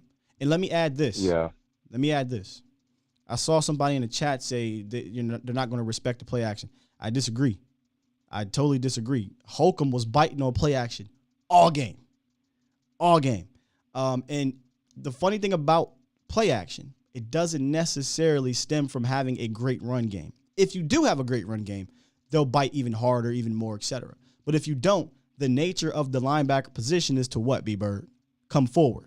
Stop the run. Right. Yep. So if you see the ball get put in the hands, unless your whole play design is to drop straight back due to a zone coverage, they're going to step forward, or they're going to move this way or that way if you do some east-west at snap motion. So the play action actually was there for a lot of this game, and they actually hit on it a few times. But you'll see where it came and bit them in the butt when I get back into the film room to show y'all why that second interception happened. So, and I'll tell this is for you and A to Z sport fans.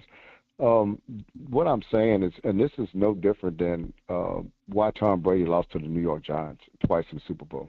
Sure. Because the New York Giants did not have to blitz to get pressure. And when they did not have to blitz to get pressure, Tom was not used to all those guys being in the back, covering passes. That's why they were scoring 40 or 50 points. They didn't score but 14 against them.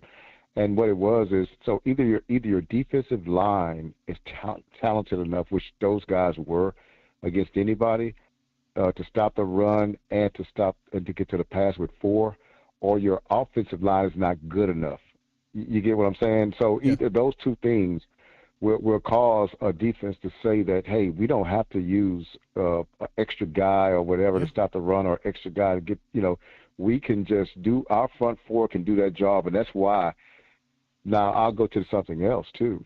So I've always thought there was this domino effect, and this is how our team won, where our offense had to go out and set the pace, get up early, allow another team offense to be one-dimensional, and then our defense can do well after that. Kind of what happened on Sunday, but by accident, because the defense scored a touchdown. Yeah, absolutely. But I really think that our defenses, with that defensive line we have, if they play like they did the other day, they're not that attached to the offense. They're a standalone team. I love it. And so I do like that part, right? Because we don't need they dictated that whole game. They got the points. They got them up. They put pressure on the quarterback. They really 95% won that game. And so the defense is starting to separate. If they play like that, they're separating themselves from being a standalone entity, whereas, it's great if we have this lead. It's great if y'all have ball control and keep the ball, but we don't necessarily need that, whereas early in the year the defense did need that.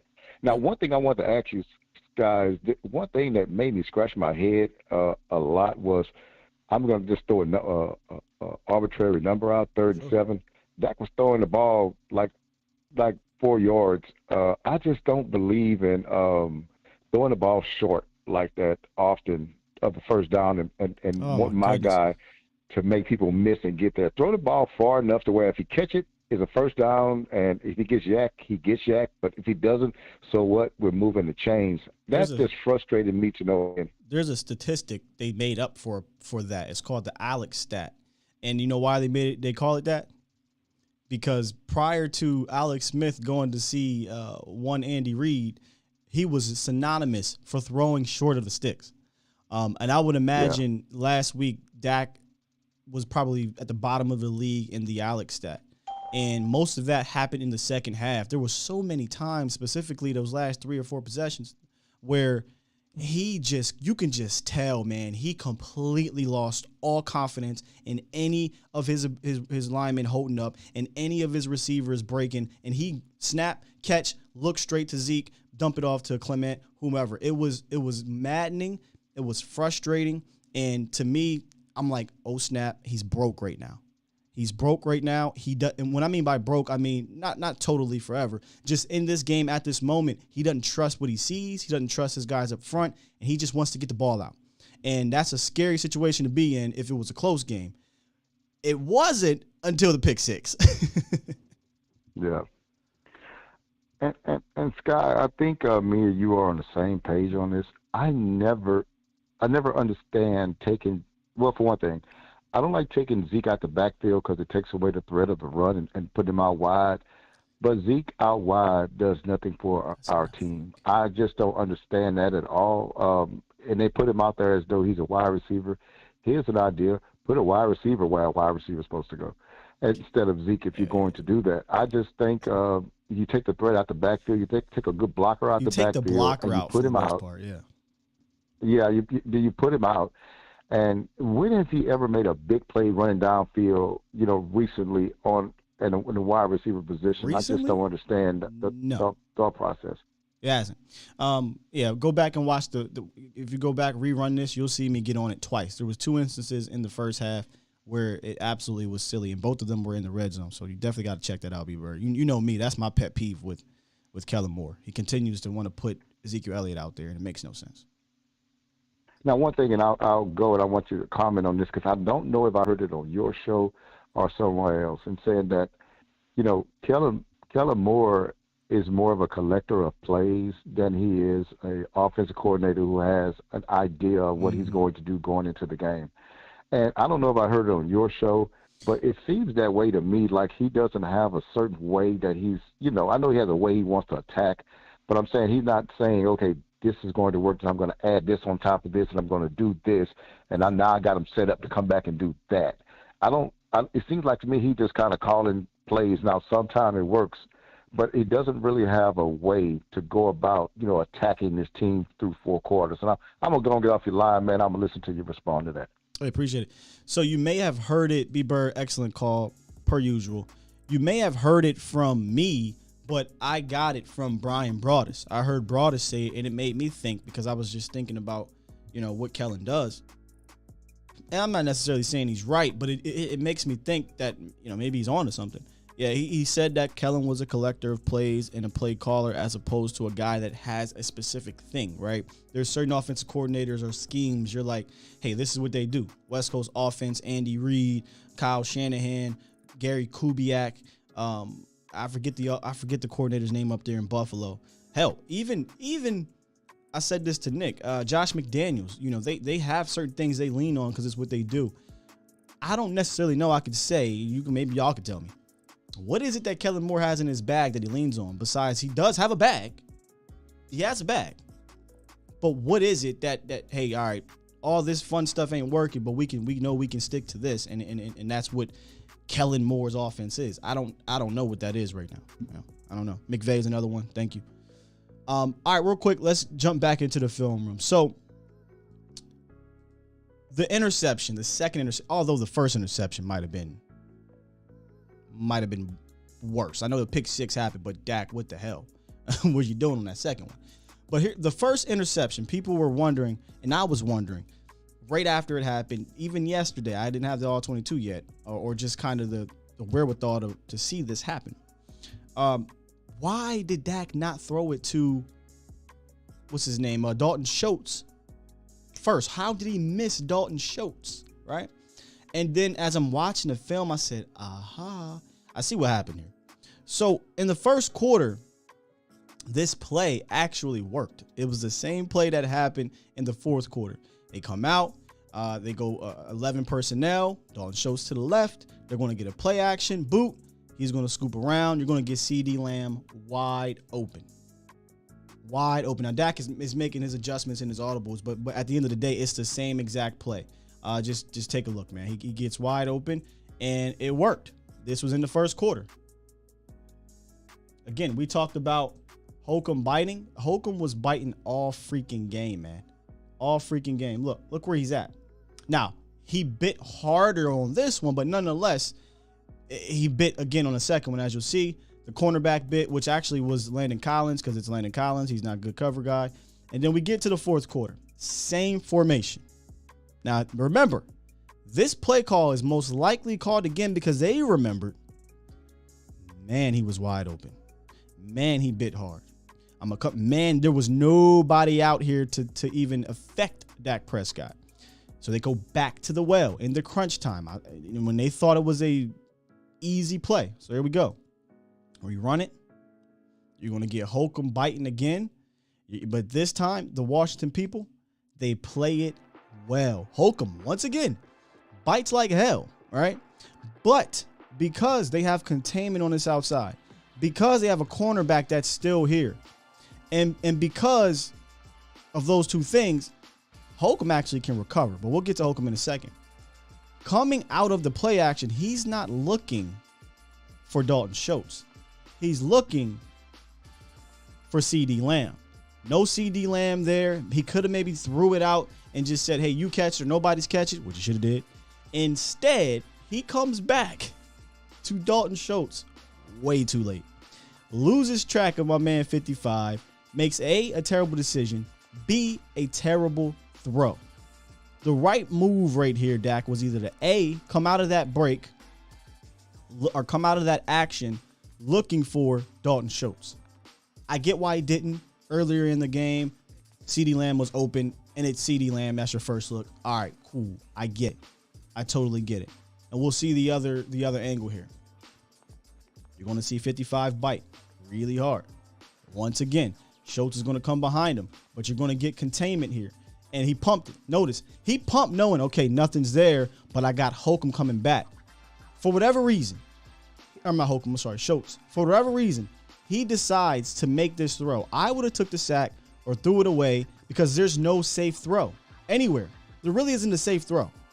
Instead, you basically have Schultz mirroring Dak. Dak stops, Schultz stops. Bad throw, bad decision. Almost technically was a game changer, right? It did change the game. So once again, just a collective cluster F of things there compounded by bad decisions. So hopefully that angle may give you a reason as to why he missed Dalton Schultz earlier in the read, because he was coming for CeeDee Lamb. CeeDee Lamb was wide open on that play earlier in the game, and first read coming out with CeeDee Lamb, he was not there. Try to come back to Dalton Schultz. In my opinion, once you have your vision affected with my man in front of you, because the pump fake was the buy time. The lineman didn't bite that pump fake, so he stopped and tried. You never do that if you're not sure what's going on underneath. Completely missed 55. Bad decision. Tried to sidearm it. Bad throw. Pick six. And that's why I say yesterday the decision making for Dak Prescott to me is the most concerning. I've seen him make good throws. I've seen him be accurate deep. But the decision making, and he said it, I got to be simple. I got to learn to fight another, live to fight another day. These are things that Dak can fix himself. This is the mental part of it, I mean. It's not physical to me. Some people tried to say that was about him trying to protect his calf. That had nothing to do with his calf. He made the same. Do we got to go back? We can go back into the film room. He made the same throw. He made the same exact throw earlier in the game on the run. There's nothing wrong with his foot in that aspect. Nothing. So that's what I think happened in that play, and that's what is the most frustrating thing with Dak is that, dude, you got the arm. You got the technique, all that stuff, but your decision making has not been great, and I need you to clean that up, y'all.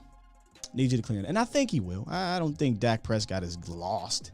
You know what I'm saying? Just think he's in his head right now. I appreciate y'all for dealing with me there.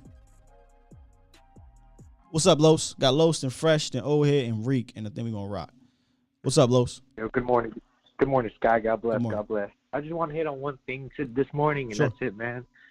Just like y'all been talking about, man, Cowboys are the most dangerous when balanced. And that's just like any other team. Yeah. You have to make the opposition respect the run and respect the pass. Simple fact. And Dak accuracy and his reads have been off in the pocket, and he has been putting the ball in harm's way this past weeks. Sure. And probably the worst I've seen him play was that Washington game, personally. I'm with you. I said the same thing. I think that was, maybe his worst game because of the decision making. Yeah, and I personally think, man, that his mental clock in his pocket has been a major step back. Like before, that was his major strength forward, and his communication with his receivers is key as well. So I think everything can be fixed, like you said, and that comes with practice and everyone getting the rhythm back. And I don't know if you had that stat with you, Sky, but our offensive line and our offensive players haven't even played all that much together this year. No. I think they only have like 50 snaps together. Well, that was the wide receiver snaps they showed on Sunday. And that's why I said Sunday was the most snaps they played together all season. So, there's context to these things for sure, no doubt about it, and that's one of them.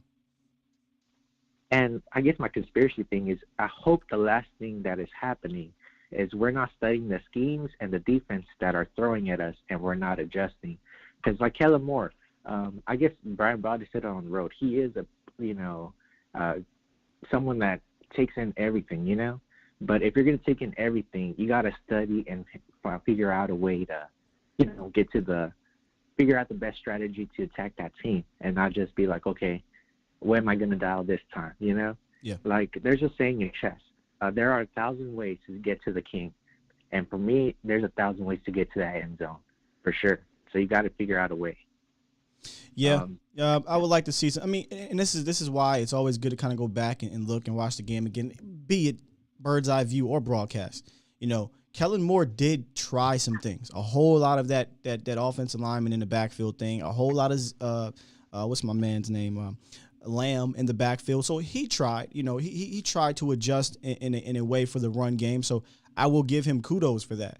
But what I think we're seeing right now is that we don't quite have an answer for teams that want to play the pass against us and not respect the run. There were opportunities in the game to hit. Like I said, Dak was gun shy sometimes. You had the miscommunication. Wide receivers, I don't know what they're doing sometimes. Offensive line gives up. So it's a cluster of things. But I just fully believe, Los, they will get it together because they're too damn good. They're really good. This is a talented offense, man, that's just in a funk right now. Exactly. And let's be honest, this Dak is not the Dak I know, grew to love and protected. Trust me. If Dak's giving the haters the reason to talk, this is the only time they're giving the reason the haters to talk. But other than that, this is not the Dak I know, so he'll clean that up. And I'll leave it with this, man. January and February is the time to get hot. Sure. So this funk we're going with right now, it's better now than later. So I do expect Dak to improve. And then, Kellen, man, Cowboy Nation, let me tell you this.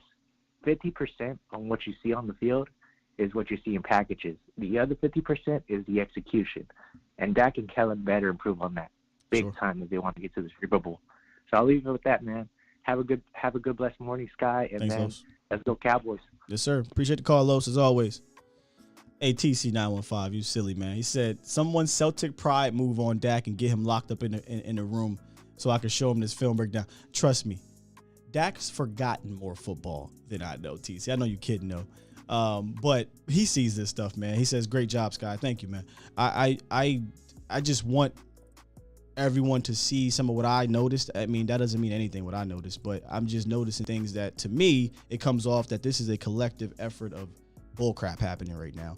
And the head of your offense, your CEO, Dak Prescott, isn't all the way there. So when he's not all the way there and he can't make up for the cluster F of things, it's going to look even worse, right? But man, listen, I said this 2 weeks ago, or it might have been last week. If you would have told me or asked me this question, do you believe in the offense getting it right or the defense sustaining elite level play, and you are having an elite level season at the beginning of this year? I think everyone would have said the offense, right? All those guys are still there, sans Tyron Smith now. So I still have that belief that the offense will get back to maybe not what it was, but we may not need it. We may not need it to be a 40-point offense, right? We just need it to execute better and series in, series out, have some type of rhythm and flow. That was one of our things we talked about, and Kellen Moore talked about it, rhythm and flow. Yeah, TC, they don't know. Some people might know about Celtic Pride, but very underrated cult classic in my opinion. Will said, LG is a problem. Everybody killed C. Will for penalties. Connor McGovern is getting beat a lot. Put C. Will back in. Yeah, Connor McGovern, I've been talked about this. I think the experiment, I think they're doing this because they want to see if they have a guy for next year. I don't know if he's the answer yet. He still needs more reps, and he's young. He's still a young player. He's still trying to get better as a player. But I mean, I'm just keeping it being. From what I see, I think that Connor Williams has been the better player. He's been the more understanding player, meaning he understands schemes and protections and how to get to the second level and attach to a blocker. I like him better in space. Is he as brute force as Connor McGovern? No. But I think Connor Williams would be the better left guard. That's just my opinion.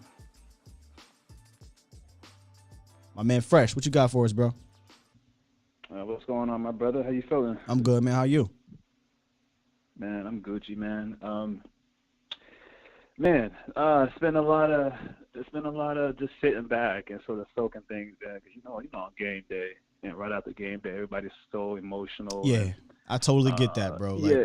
You know, all we got is one view and one emotion afterwards. You know, it takes a couple days to kind of simmer down and see things differently. Yeah, man. But I had a chance to sort of go back and look at some of the plays that Kellen drew up earlier in the season without Gallup.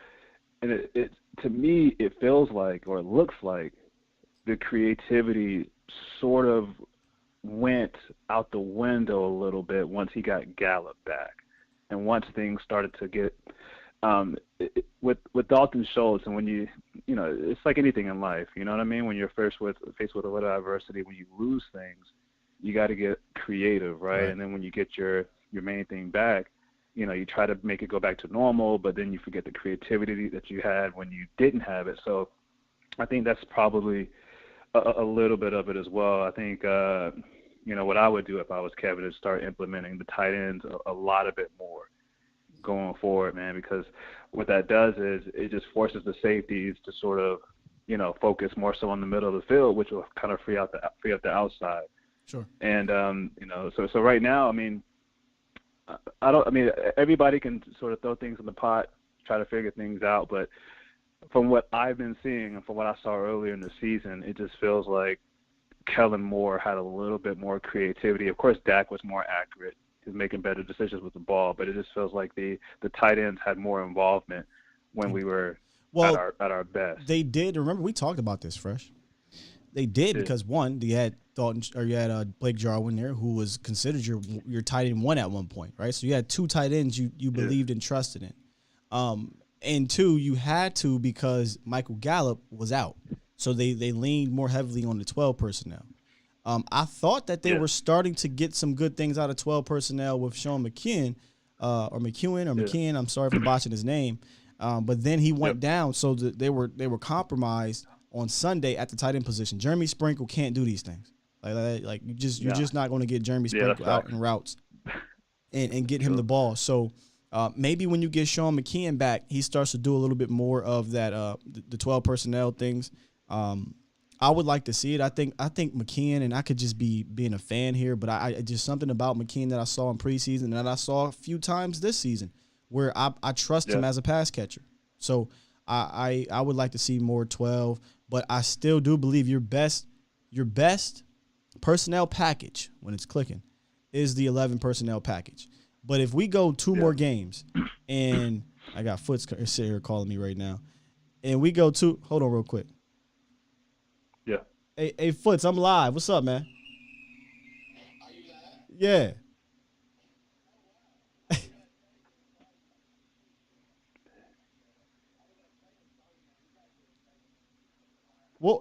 We'll wrap after the show. Let's do something tomorrow then. Come on tomorrow. We'll wrap. Let's do it.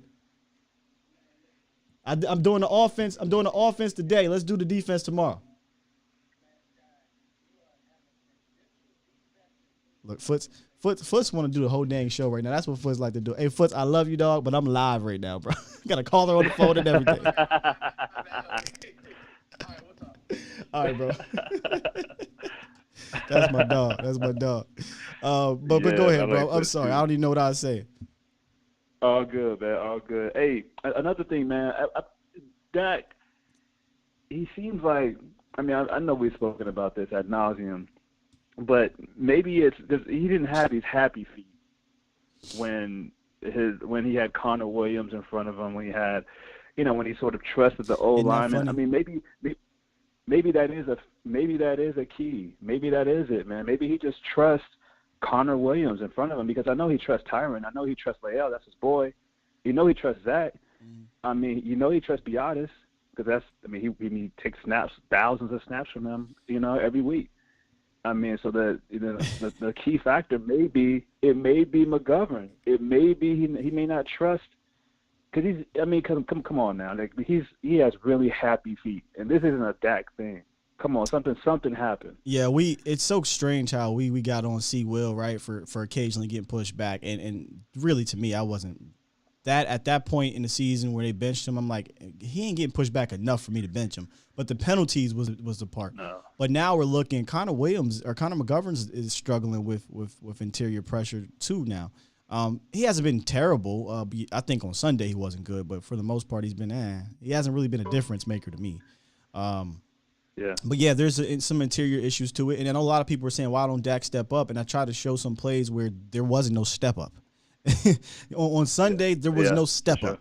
Biadasz and McGovern really, and even there were some snaps when who was it? Zach Martin was fighting with their interior guy, but there wasn't much room to step up on a consistent basis. There were opportunities though for Dak to kind of take off and run or step up, but nonetheless, yeah, it wasn't a terrible day from the offensive line, but it obviously wasn't clean, right. And you can't expect it to be clean all day. This is a good interior. We knew that, so. Yeah, for sure. All right, man. I just wanted to get a quick word in, man. We'll see what happens, man. I think I guess I'll leave it with this.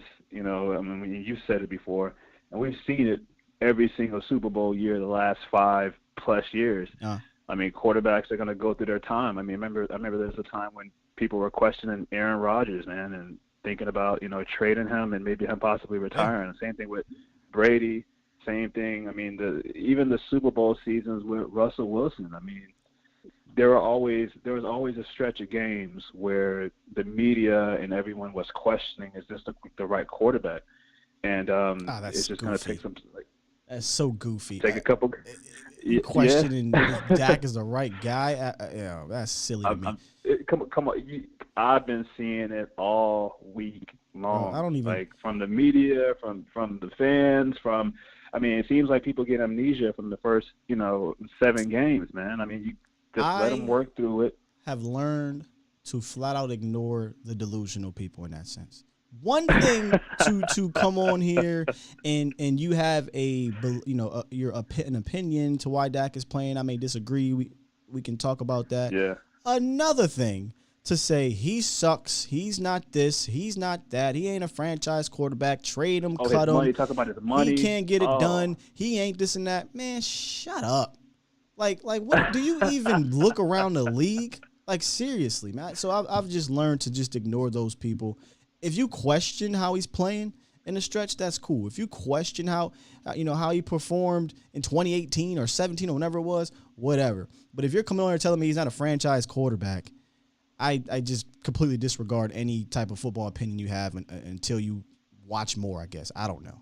For Dak Prescott is a franchise quarterback that's in a slump right now. It is what it is.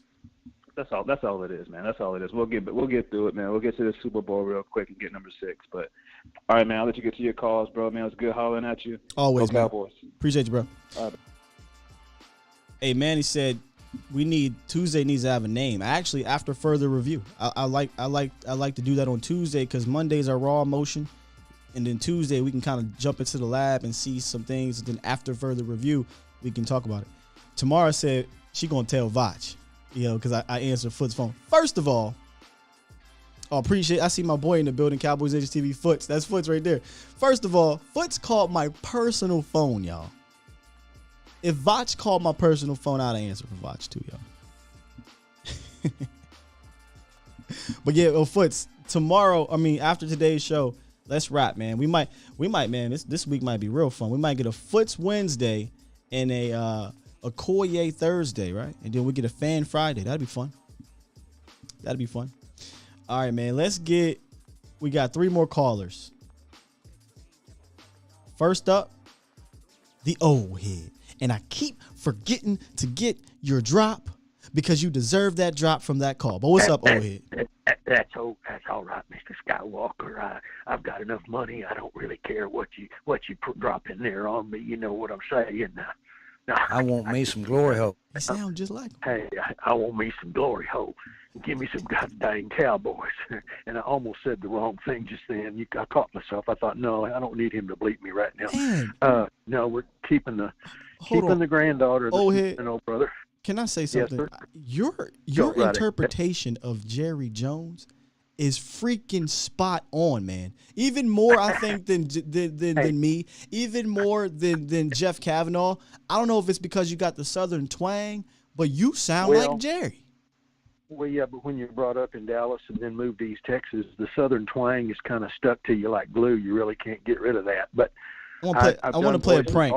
Hit me up off air. I want to play a prank on the fans one day, and I want to make them think we got Jerry on the phone. You can pull it off. I promise you. Well, I got to give credit where credit's due, and that is listening to.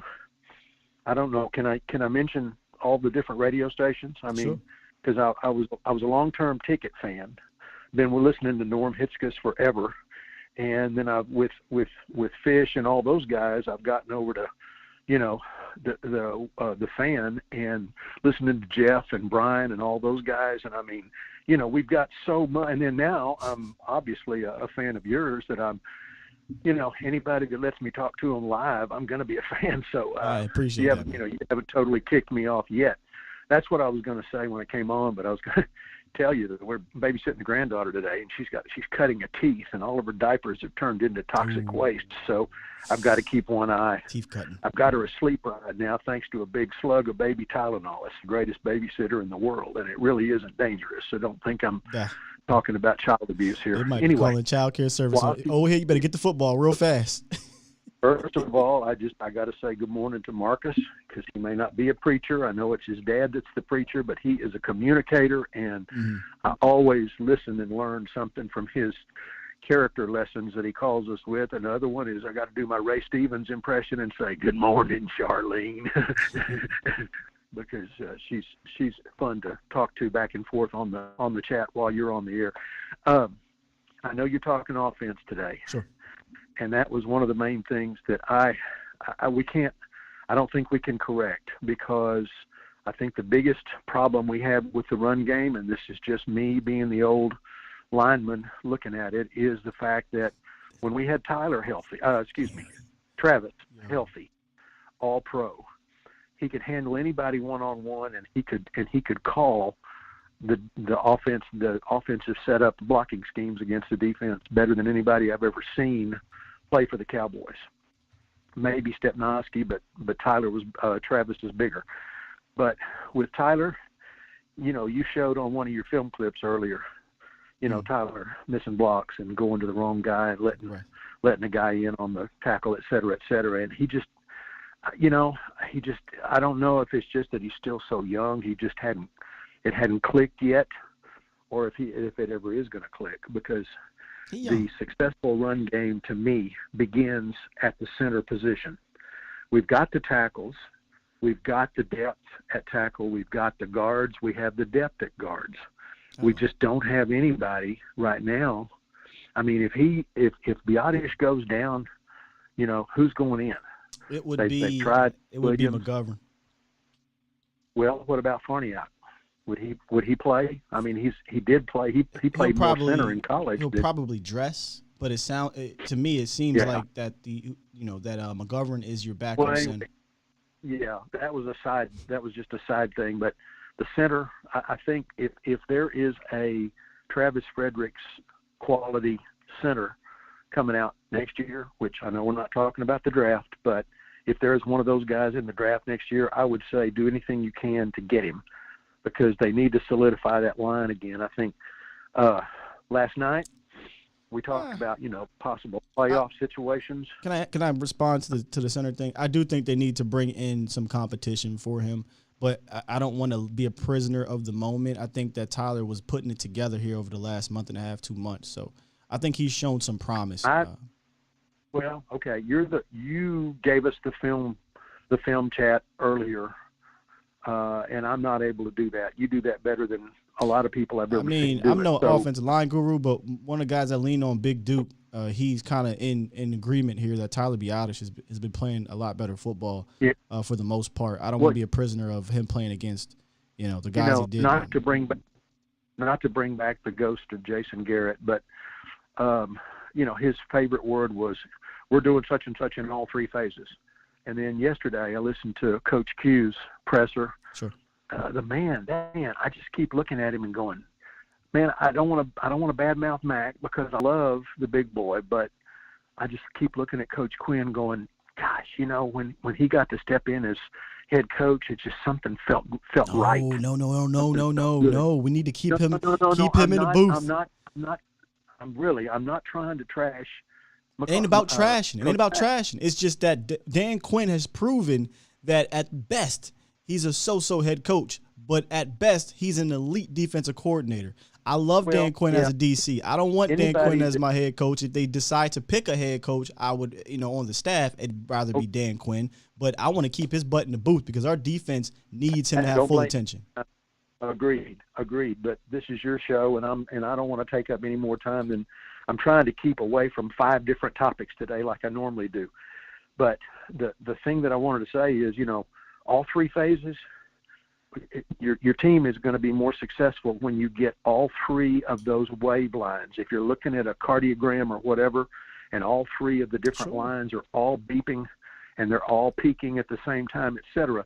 Our special teams are, Bones, I thought he was a goofball at the beginning, but he's got them. He's got our special teams playing pretty darn well. Right now, our defense is at the mountaintop. The mountaintops and the valleys. Defense is up there where it needs to be. Our offense, I'm sorry, but it's down in the valley taking a dump. I mean, it's just not where it needs to be. We've got to have the balance, like somebody said earlier, and we don't have the balance. We've got 2 weeks. Giants, and in closing. The what the fricks again. We've got 2 weeks that we can consider practice games. I know they can go in there and lose them if they're not careful, but we got 2 weeks to work on our run. Last night the Rams showed us how to beat the Cardinals. They showed us how to do it, and we have the defense to do it, but we've got to be able to run the ball. We're starting to get to 15 different topics. No, I'm just that's was what I was coming back to. We want them 3 phases, and now we on the Cardinals and the Rams. Back to offense. I promise I'm back to offense. They showed us how to do it last night. We run the ball, get the balance back to where our passing game opens back up like it is. Dak Prescott is not afraid of anybody. He's not afraid of being hurt again. He's not afraid of leading the team. If anything, the weight on his shoulders is that he's carrying the weight that no other quarterback in the league has to carry. He's the quarterback of the Dallas Cowboys. And I hear myself say that, and I go, God, that sounds like Jerry. I'm owner of the Dallas Cowboys. I will listen to you talk like that for 10 minutes. But we kind of talking about 10 different things again. No, but I've kind of become really fond of you and Botch and Okoye, and we're getting some of the best education now. As an old man, I still look for ways to learn, and listening to you guys, even though I do go back a lot more years than y'all do with the team. Sure.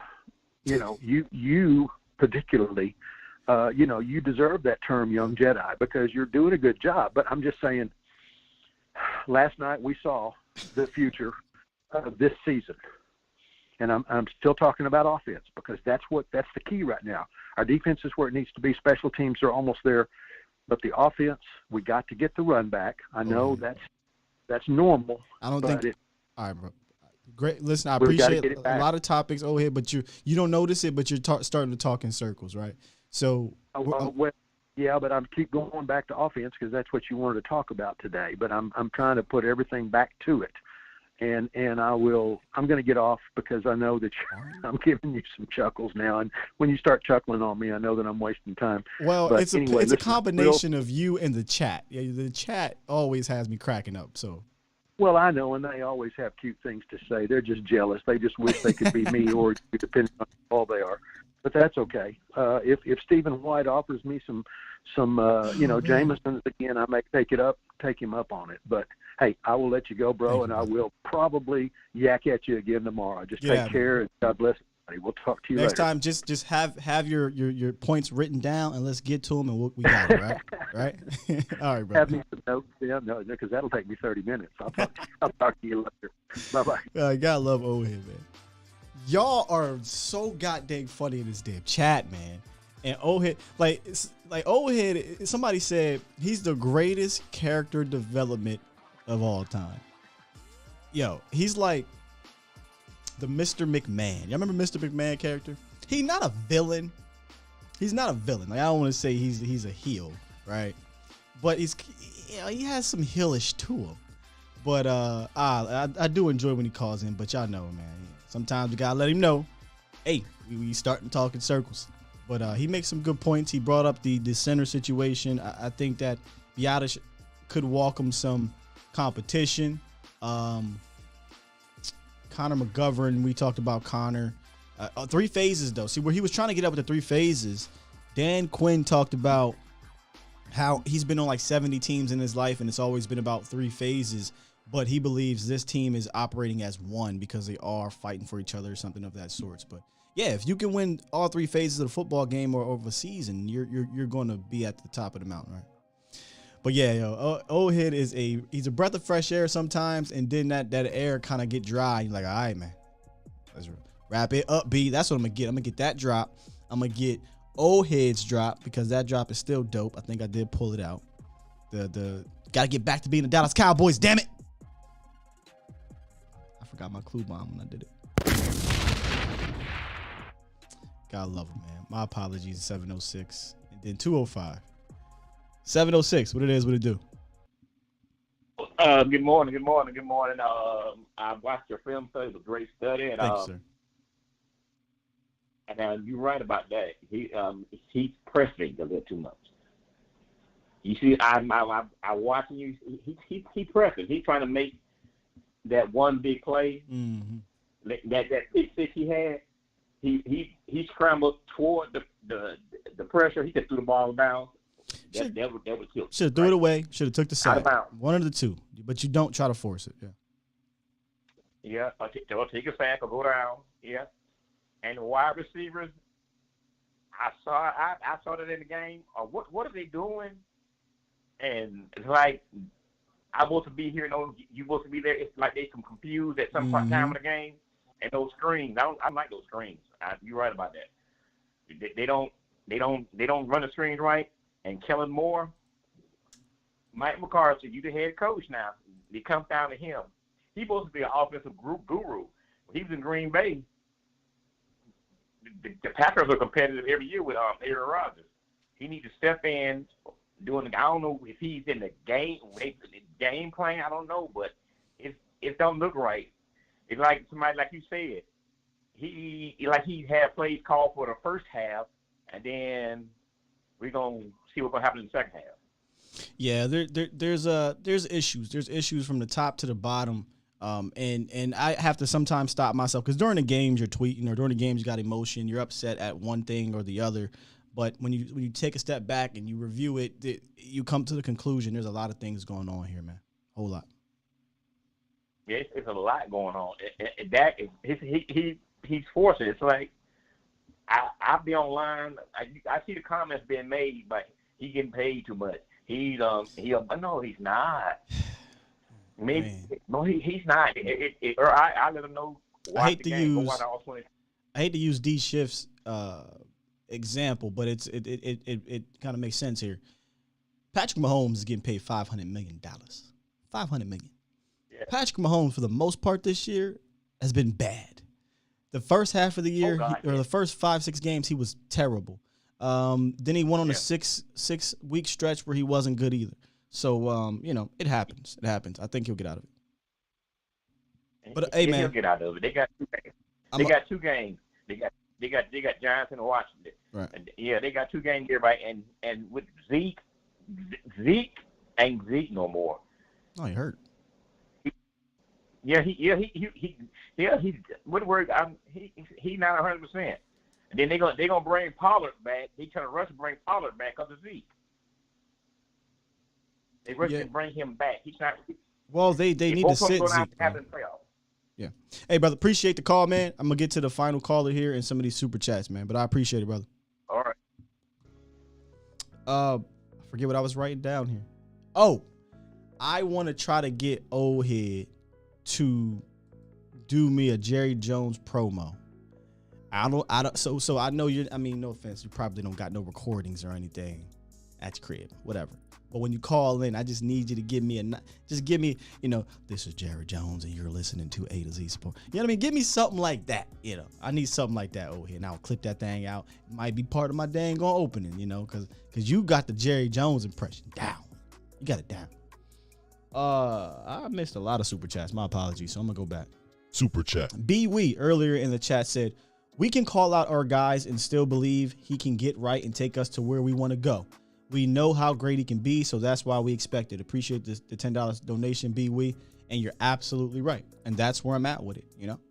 Y'all know me. I'm #1 Dak Prescott fan. It doesn't mean I can't give honesty, and I'm just trying to be honest with him. Tom Downey. Super chat. Tom Downey burner account. $2 donation says the truth is like poetry in motion, and most hate the truth.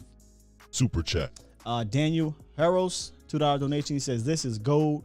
Post a separate video of this. Oh, you're talking about the breakdown. Yeah. So what I'm going to do today, instead of doing the drive of the game, which I still might do defensively, I'm actually going to pull the film breakdown out and repost it here on YouTube and or Instagram and Facebook later. So y'all could take a look at that. And then Tom Downey. Super chat. Burner account again with the $2 donation says, bruh, that Gerald W. Jones salting his McGriddle. Damn. He got that down pat, man. Got me. I had to work on mine, man. Sully said, when you hear Sky say, hey, man, it's time to wrap it up. Nah, I'll let y'all talk, but you're right. Sometimes as a fan, and I used to be a caller. I used to call into ESPN, CBS. You kind of can feel like you got a lot to say and you try to get it out real fast and you're kind of talking in circles. So I get it. I get it. Not everybody calls in on the regular. It is what it is. Speaking of callers, 205. You the final caller of the day. What's up, 205? What's up, Skywalker? Uncle Charles, man. Up. Time out. We got my guy, Uncle Charles. Listen. Fam, it's been so long since I heard from you because I do the morning show now. I am grateful to hear from you. Somebody was asking about you, and here he is. If y'all don't know who Uncle Charles is, you just listen. How you doing, Uncle Charles? How you been? Man, I'm doing good, man. It's just a blessing to see you still doing your thing, bro. Thank you. I got on here yesterday, man, but I had pressing important business to take care of it. I said, well, I just catch them the next morning. Sure. Yeah, you know how it is in the morning, man. I'm a night person. I'm about them very ropes. That's how I am. But let me just say this, Skywalker, because, I've been very hard on my team, and I've been hard on my team. Mm-hmm. Let me just say this. A lot of Cowboy brothers and sisters say, well, Uncle Charles, you just negative. No, sticking your finger in a plug in the wall, that's negative. This is just an opinion. Let me just say this, man. When you got a franchise quarterback, everybody, let's just get this clear. Let's get this out the way. Mm-hmm. When Dak was trying to get his money, what did we all say? He deserved his money. Sure. He's a top 5 quarterback, not even the worst, a top 10 quarterback. And I said it. I was the one leading the pack. I said, man, get this man his money. Sure. He earned it. But listen, when we praise people, we also have to bring them to the table and criticize them too. When you're Dallas Cowboy quarterback, you got to be able to take the good and the bad. It comes with the package, baby. It comes with the package. See, a brother like me, when you see me at a barbecue, hand me the apron and the grill. I'm cooking everything. Barbecue ham, barbecue spam, barbecue greens, barbecue X-Lax. I'm cooking it all. And I just want people to understand, And listen to me real good, because I'm gonna tie this thing in. Okay. When the government closed, did you stop eating? No. No, you didn't stop. You better get you a bowl of beans and 3 skips of cornbread. We gonna rock. Well, I don't want that. Well, your stomach will hit the floor before your feet do. I tell you, when your eyes start get deep up in your head, and you start talking like somebody from another world, you'll eat those beans. Let me just say this, man. That's supposed to be trending up, not down. Now, I watched this game twice last night. Over again. I watched Dak roll out and stop and throw the ball. Me and my son was watching the game. My son said, no, Dak, don't stop. Roll out and throw it. Don't stop. He gave his linebacker a chance to slide over and catch the ball. Now, I don't know what's going on with him and his receivers. I don't know what's going on, but he needs to get on the same page with his receivers. They said, well, it's been 13 days. So what? You are the man now. You're the man. And you have to take something. In order to be a man, you got to beat the man. And now Dak is the man. I'm not criticizing Dak. I love Dak Prescott. This brother done been through everything. Losing his brother, losing his mother. And, man, he rose above that. So we give him credit for that. But we also have to criticize when he's not playing well. He needs to hear that. Yeah. You can't become a better quarterback if you don't. Somebody say, well, you played bad, man, the last 2-3 games. Call him out. Call him to the table. And say, man, you playing bad, man. Hey. We have the right as fans. Hey, Uncle Charles. To say, look, yes, sir. Jerry Jones just did call him out. Jerry Jones just said he's in a slump. And I think somebody needed to say that publicly because his head coach protected him. His offensive coordinator protected him, but Jerry Jones came out today and said that he was in the slump. So I respect that. And you know what, Skywalker, you one over the right because that just came across my phone. When your owner said you in a slump, you in a slump. Yeah. Your owner just don't come out like that publicly and say that if you're not. Let me just say this, and I want to address this real good and right now. Tyron Smith. Now, I will say this, and maybe people might not agree with this. I don't have enough for Tyron Smith. Now, I'm going to tell you and give you my reason why. They said Tyler Smith is a Hall of Famer. I've been watching the Cowboys since 1979. And most of the Hall of Famers was available. Now, I like to just see the groom, the bride up there at the altar and say, well, where's the groom at? He's not available. Can you go right ahead on it? I like to see her marry to Al. I like to see that. But let me tell you something. Thank you, Tyler Smith. Thank you. Here's your gold watch and your F-150. We don't have enough, bro. We listen, man. He's not helping our team. He's not helping our team. Let me tell you something. It seems like he's not standing upright unless somebody handed him his check. Now, I never seen nobody. Now, let me show you what I saw one time. I saw a guy pull up and look so in a wheelchair. Listen, man, you need some help. I can get my look on my own. See, he don't need no doggone help. He really ain't got it himself. And, man, let me tell you something. I prefer you rolled up in a car because that wheelchair wasn't doing him no justice. And I just want to say this, too. Let me tell you something. When I watch Alvin and the Chipmunks, I expect to see all 3 of them damn chipmunks, not just Alvin. It don't say Alvin the Chipmunk. It said Alvin and the Chipmunks. I expect to see Tyler Smith on the offensive line. Listen, we got a championship lights-out defense. No doubt about it.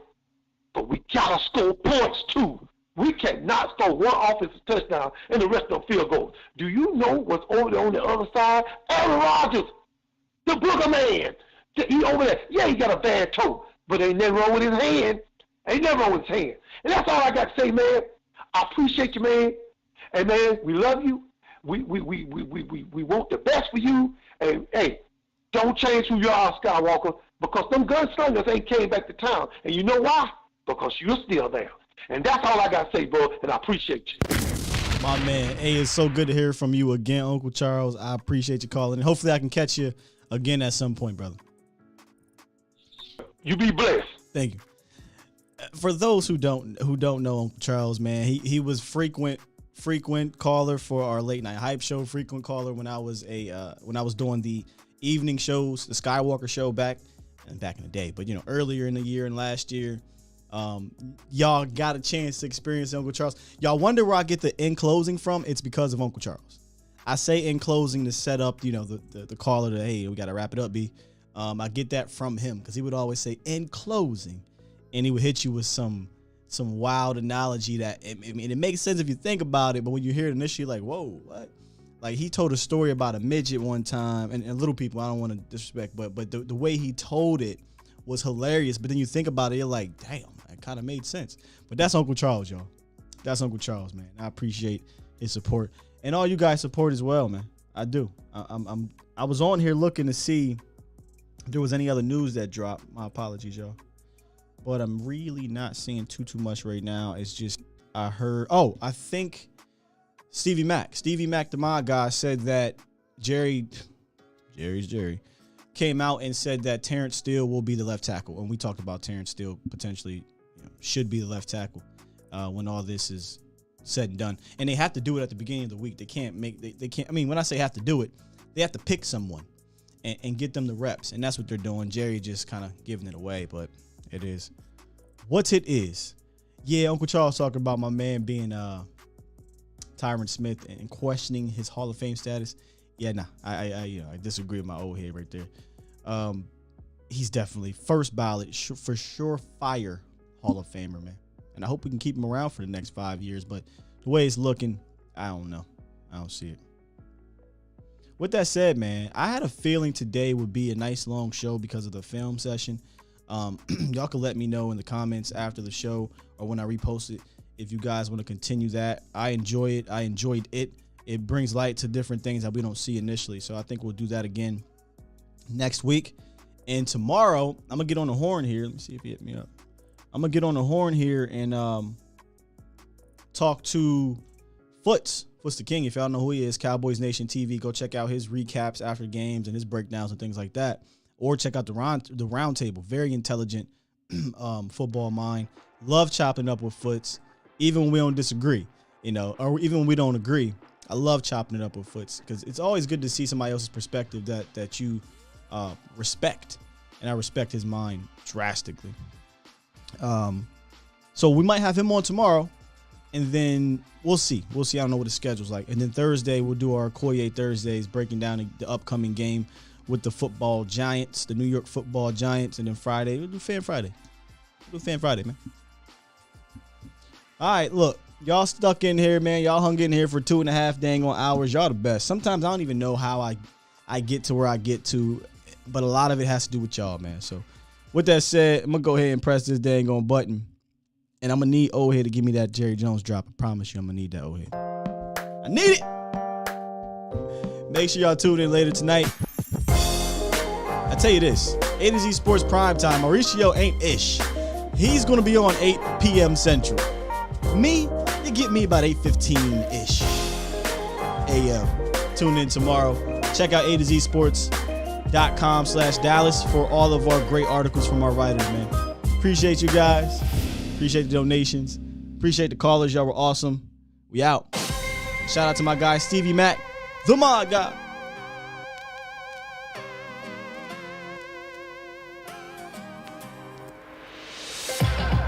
Make sure to hit that like button on the way out if you haven't, man. And share this thing with your friends, family, and foes.